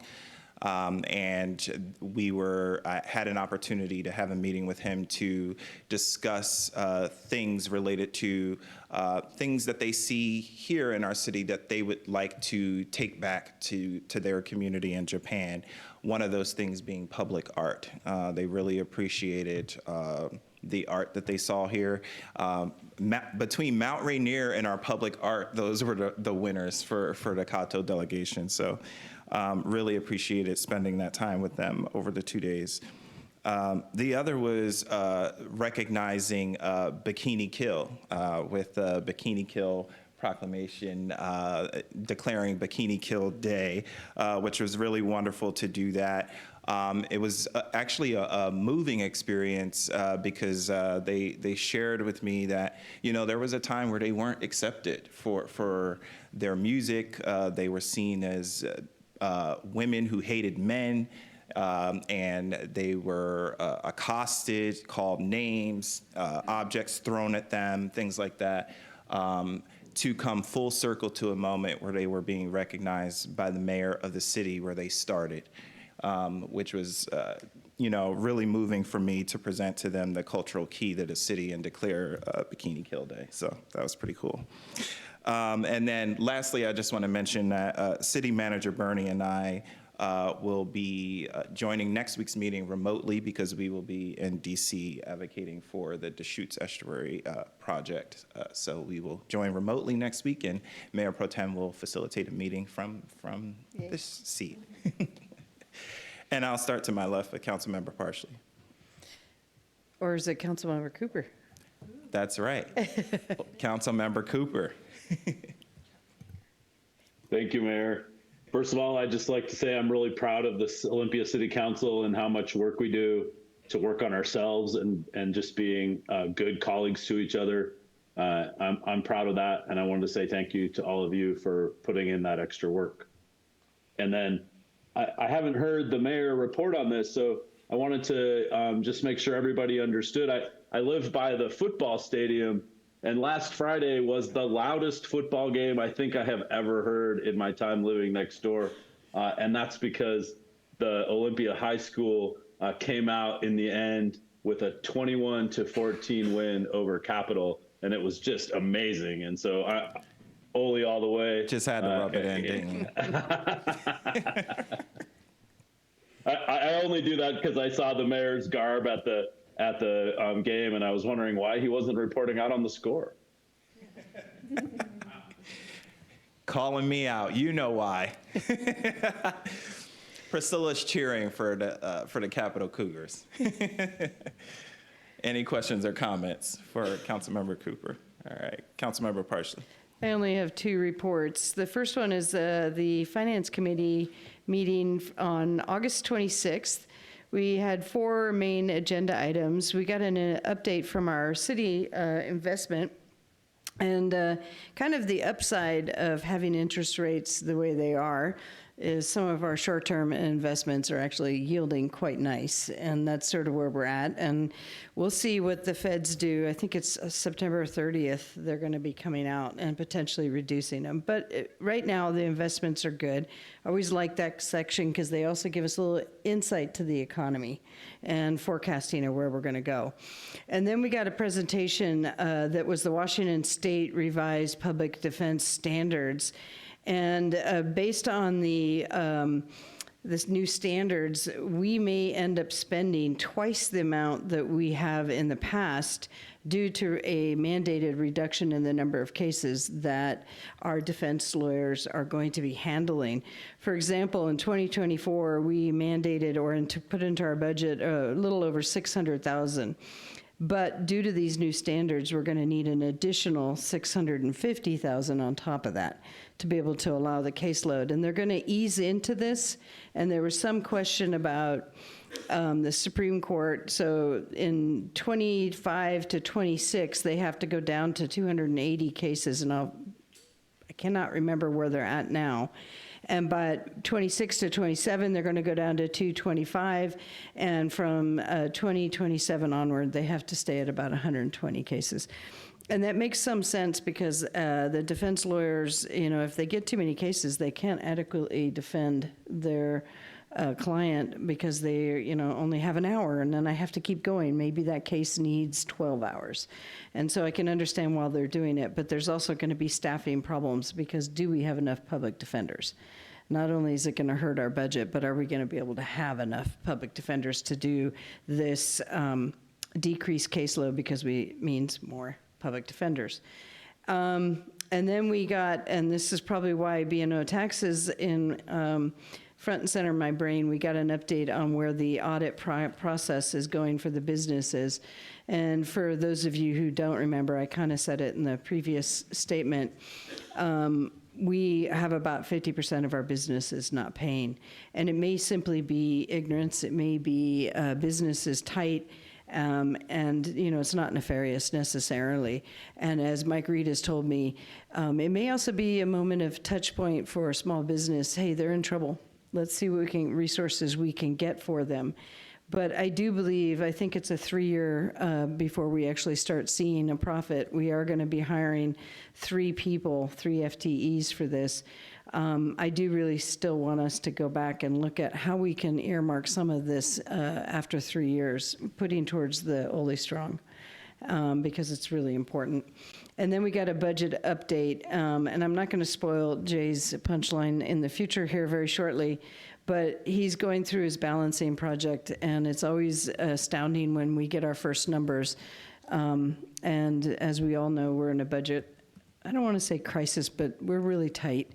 And there's only so much we can do. And in my memory, and I think I said this when I first got on council, our balancing was only like $3 or $4 million that we had to reduce to get to a balance. And I remember in 2022, it was $7 million. And it's quite a bit more than that now.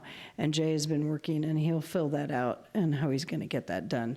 So I got to give a lot of credit to Jay and the finance team for working through this. And we'll hopefully be going out to the public in 2025 for that help. And then I got my really fun one, which is JazzCon. And we did talk about budget assessments. I think you got a report out from Sarah Hawk. We are fully staffed, which is excellent. And in the future projected budgets, Sarah has shown a way that we're going to be able to pay for our new veterinarian and veterinary nurse. And she's also done some staffing org changes to actually streamline and not make it so that every year we're going up significant. But as you will remember, this is the last year that we phased in the true assessment, because prior to Sarah Hawk being there, we were running off reserves and we were not assessing true value.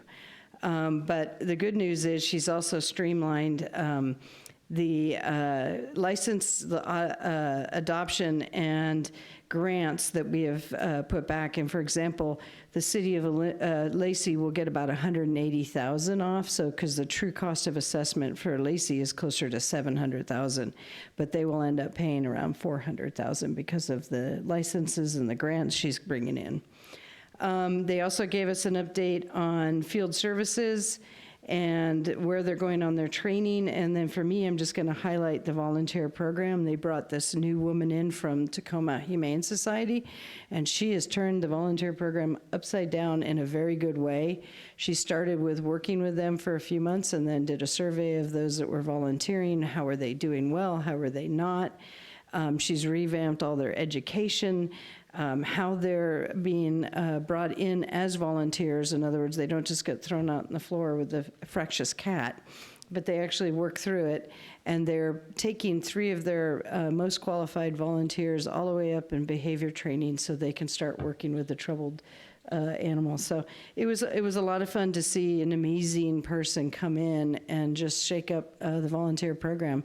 And I will say it one more time, we really owe a debt to Sarah Hawk, because this was all these things that are coming out and making everybody take notice of the Joint Animal Service in Thurston County is due to Sarah. And the quality of our animal service is not only what we do when there's an animal abuse case, but what we do with the animals that are surrendered or found, and being very close to a no-kill shelter that's meeting all the medical standards is really up to her. Thank you. Any questions or comments for Councilmember Parsley? All right. Seeing and hearing none. Mayor Pro Tem Nguyen.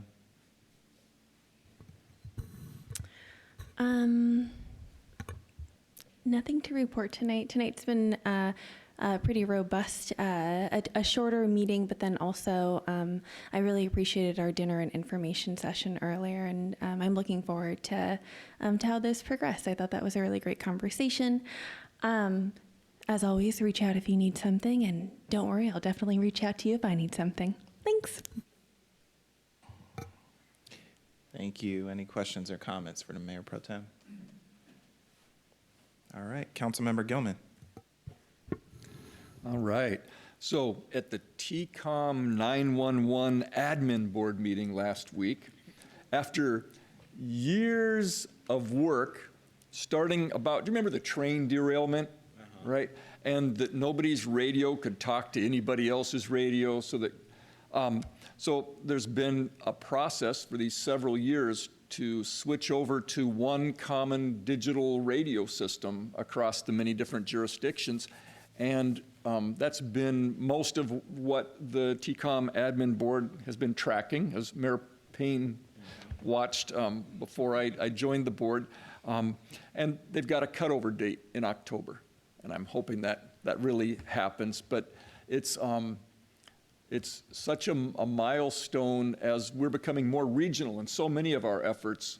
It was kind of ridiculous to have multiple proprietary systems and have people have to use their personal cell to patch through to another department, right? So I'm excited. That's some progress, and I'm also excited because maybe we'll be able to change topics at those meetings, right? So that's good.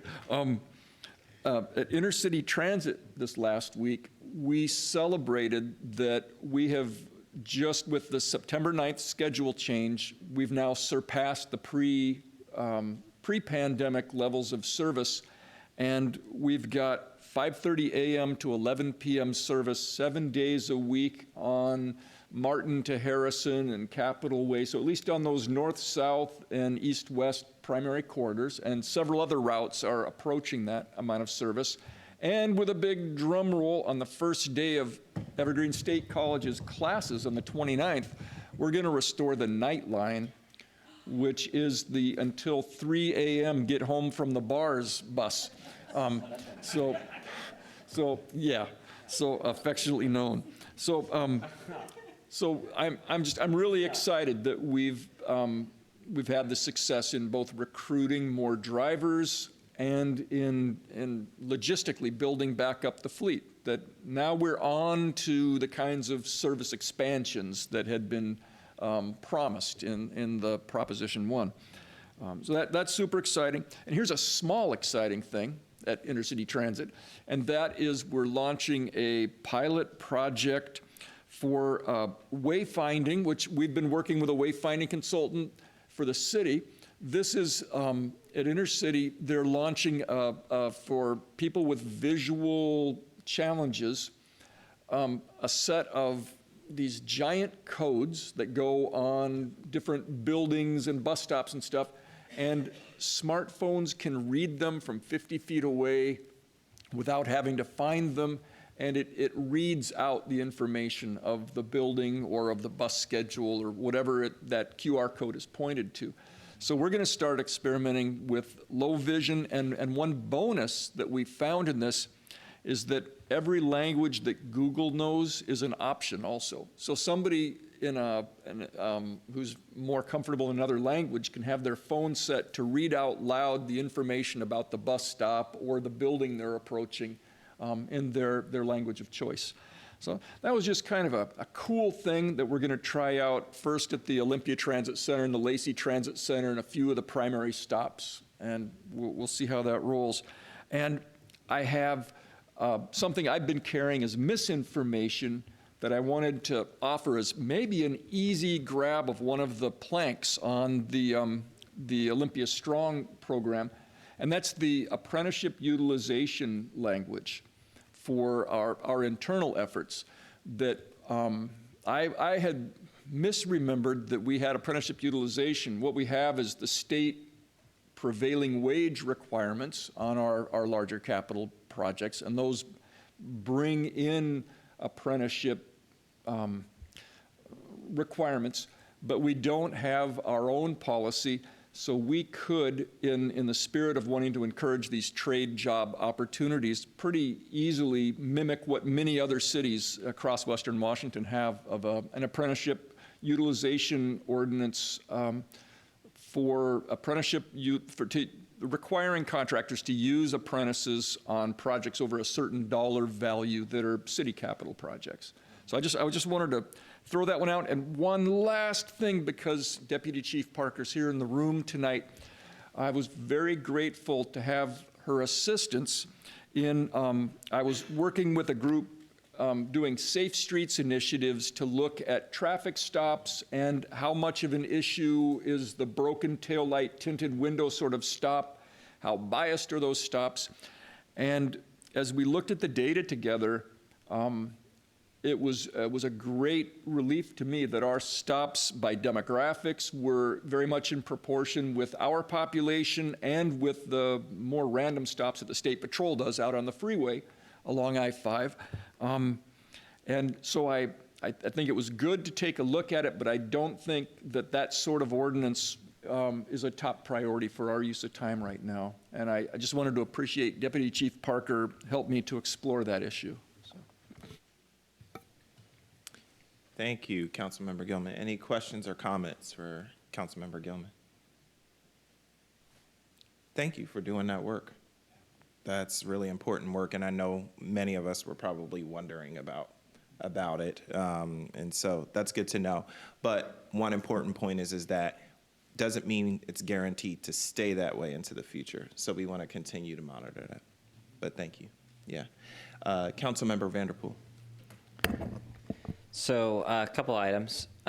This last week, I met with the staff at TRPC for the legislative priorities. We didn't have a committee, but I had extra comments on it, and so so a little bit of it was kind of pushing for stronger language around transportation, particularly around accessibility, around what the state owns that we can't do as a city. So that's the highways, that's highway exits, that's support from the state when it comes to projects, not just funding, but also helping with grant opportunities and other things that I think that TRPC should, if we're asking the legislature, we should ask the legislature for things that we can't do ourselves, but we would like to do ourselves. But with that said, in October, TRPC will be having a meeting in Lacey to discuss high capacity transportation. This meeting, I'm hoping, will help guide us forward on what are we doing around that? What are our goals around TRPC? How much of it is us? How much of it is the state? So I'm very much looking forward to that meeting.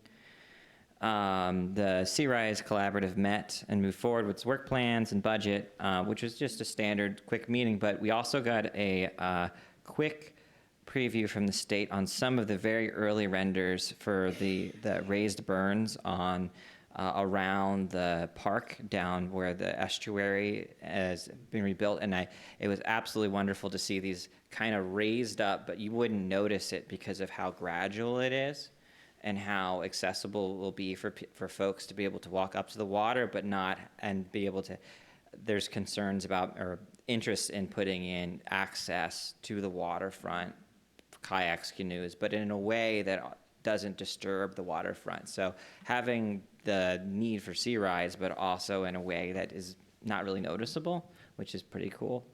I also this last week got to do a walk along with the crisis response unit downtown. That was pretty interesting to be able to do that. I highly recommend anyone else doing that. For some reason, I was going to ask Jay tomorrow, but I might as well ask now.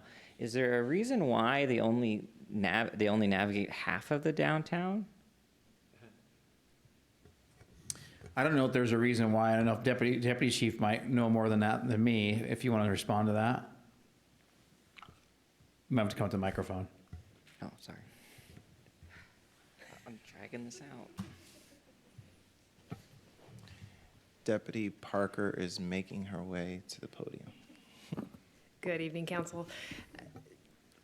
The Walking Patrol Division, the commissioned officers, they have a wider beat that extends north of state and also a little bit further east and west.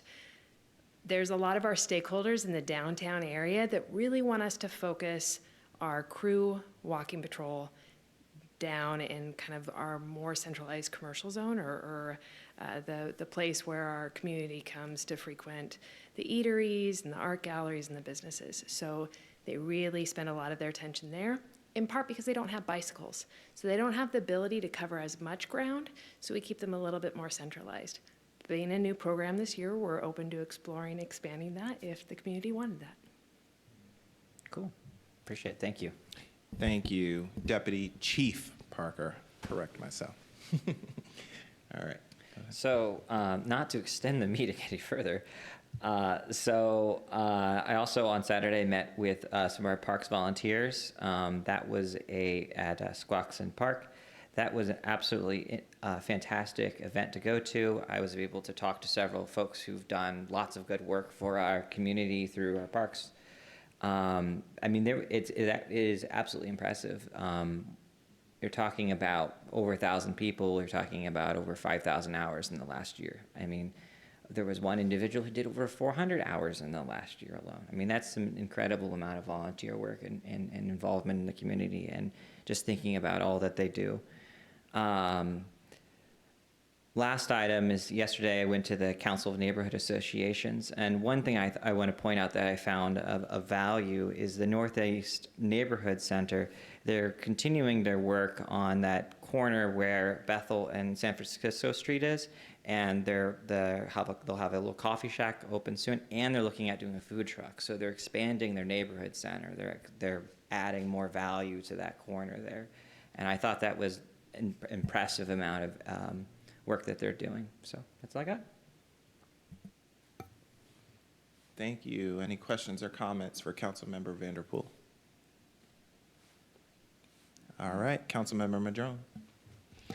I'll try to keep it brief. There's a lot that's happened in the past few weeks. The Land Use and Environment Committee met mid-August, and we have made a recommendation on the commercial building electrification REACH code. So this is what we want to do over and above what is required by the state in terms of electrification for commercial buildings. As you all know, there was a court decision that kind of changed the trajectory of this work. We're not allowed to just outright disallow the use of natural gas in buildings. So we have now version 2, the electrification preferred REACH code. And this involves incentives rather than requirements around heat pump and space and water heating. And it also requiring buildings that use fossil fuels to install electric infrastructure for a future retrofit. There's some exemptions involved in that, and I won't go into the details because this will all be presented to us before long. But one thing that came out of the conversation is that there's a need for us to do better with our permit system on both new construction and retrofits so that we're able to measure the progress towards the targets that we have around this kind of work.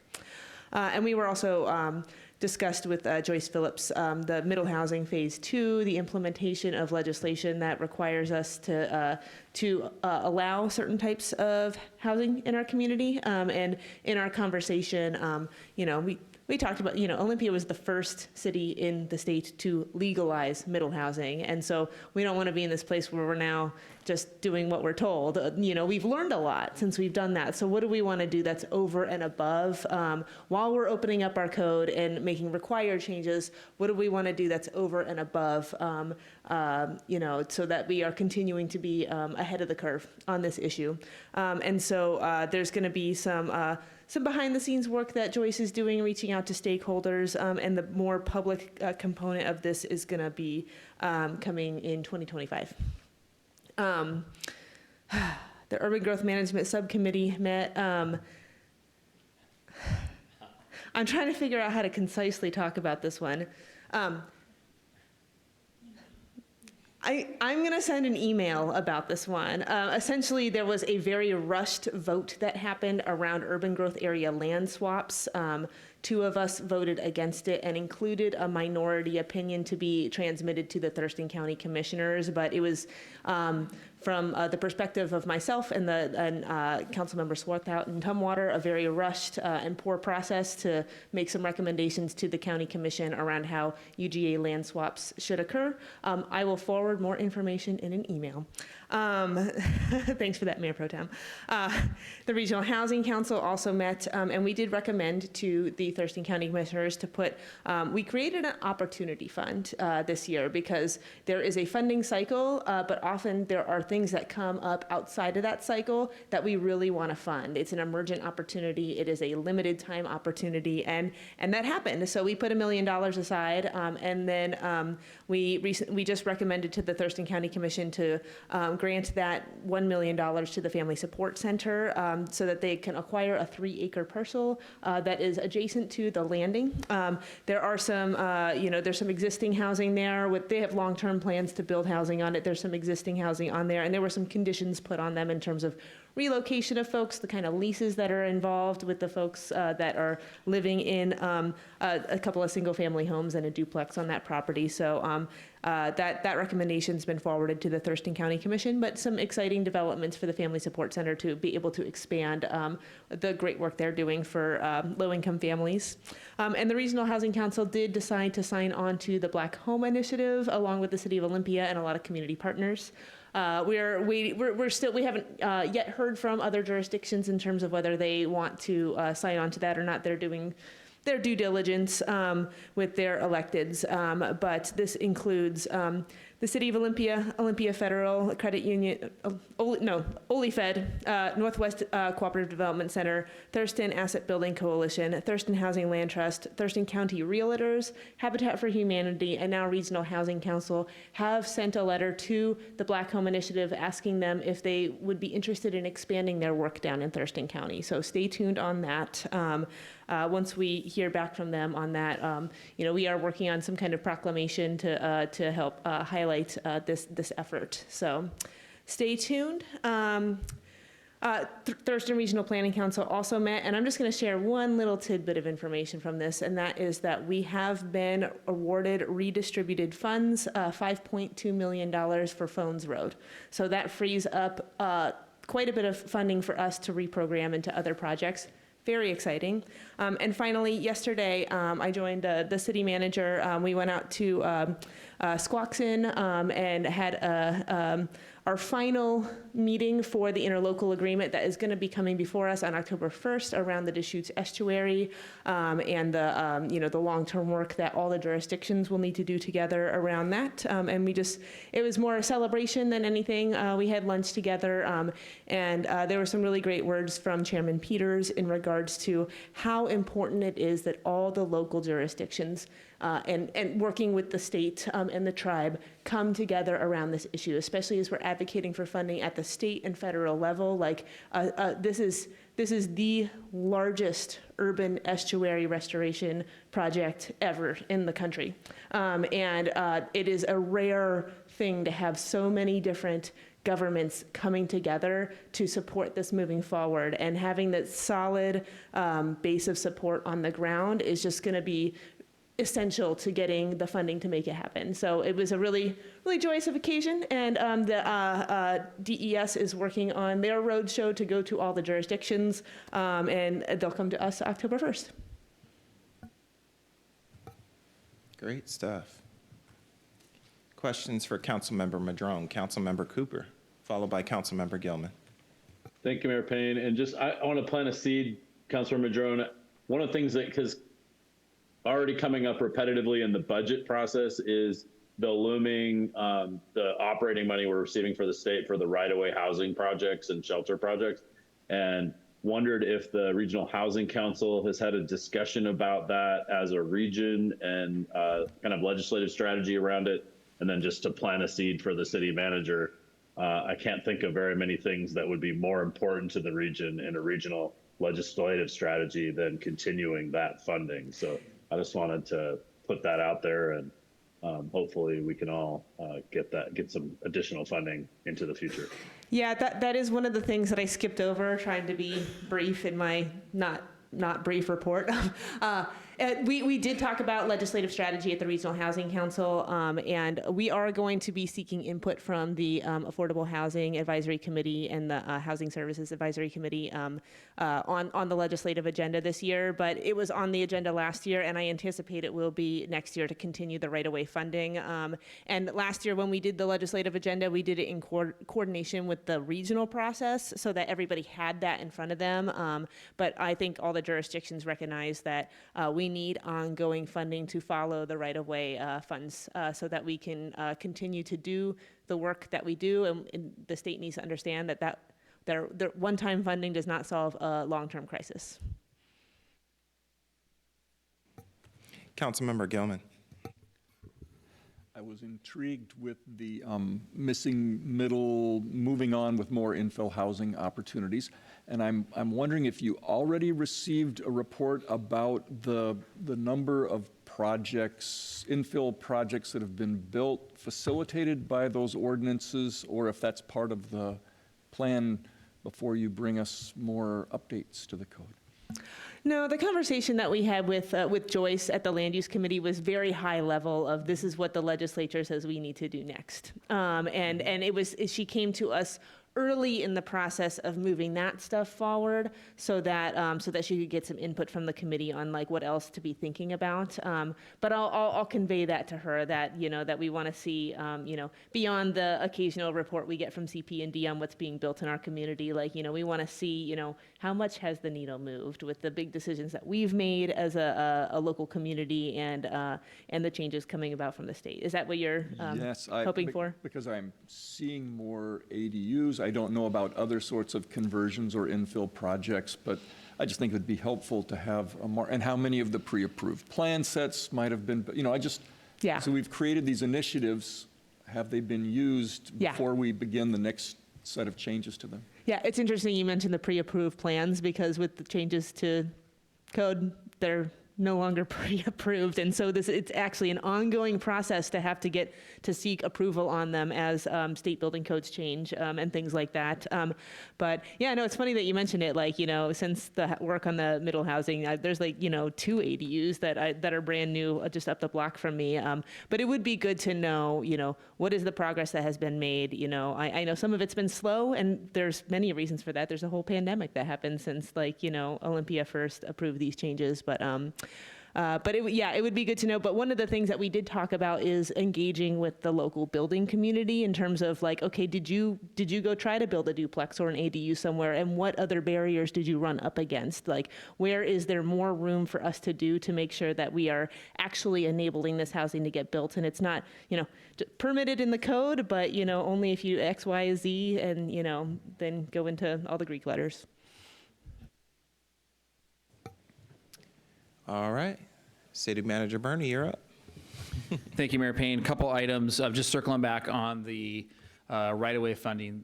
The shared legislative agenda, that's the regional group that meets to put an agenda together for the region, just convened last week, and I absolutely put this on the list of agenda topics. It was on the list last year, as you remember, and I said we absolutely should renew that. The other effort is Darian Lightfoot and I are also planning an early visit with a 22nd delegation. So rather than wait for a conversation around our legislative agenda on this, we're going to get at this early, getting this on their radar screen that, June is looming, and let's not wait till January to start talking about this. So that is planned as well. So I just wanted to circle back on that question since Councilmember Cooper asked it. A lot of conversation around the budget tonight. So just the full council will get its first look at where we are at the budget on the 17th of September. I'm going to make one more trip to Finance Committee on the 16th just to show them kind of how we're making progress and some of the concepts that I'm recommending to get us down to about a $6 million gap, and then what the road ahead looks like for the rest of the council for how we do the work to get at the $6 million gap that remains. So that's all forthcoming to you on the 17th, so just wanted to give you a sneak peek of that, that's around the corner. As the mayor mentioned, I'll be joining him in D.C. We're leaving on Sunday through Wednesday of next week with a delegation of a lot of local leaders for Deschutes estuary funding. So I'll be tuning in remotely, as the mayor said, next Tuesday. Debbie Sullivan will be the acting city manager for the time that I'm gone. So with that, that's all I got for you. Thank you. Any questions or comments for the city manager? Seeing none. All right. With no further business before the Olympia City Council, we're adjourned.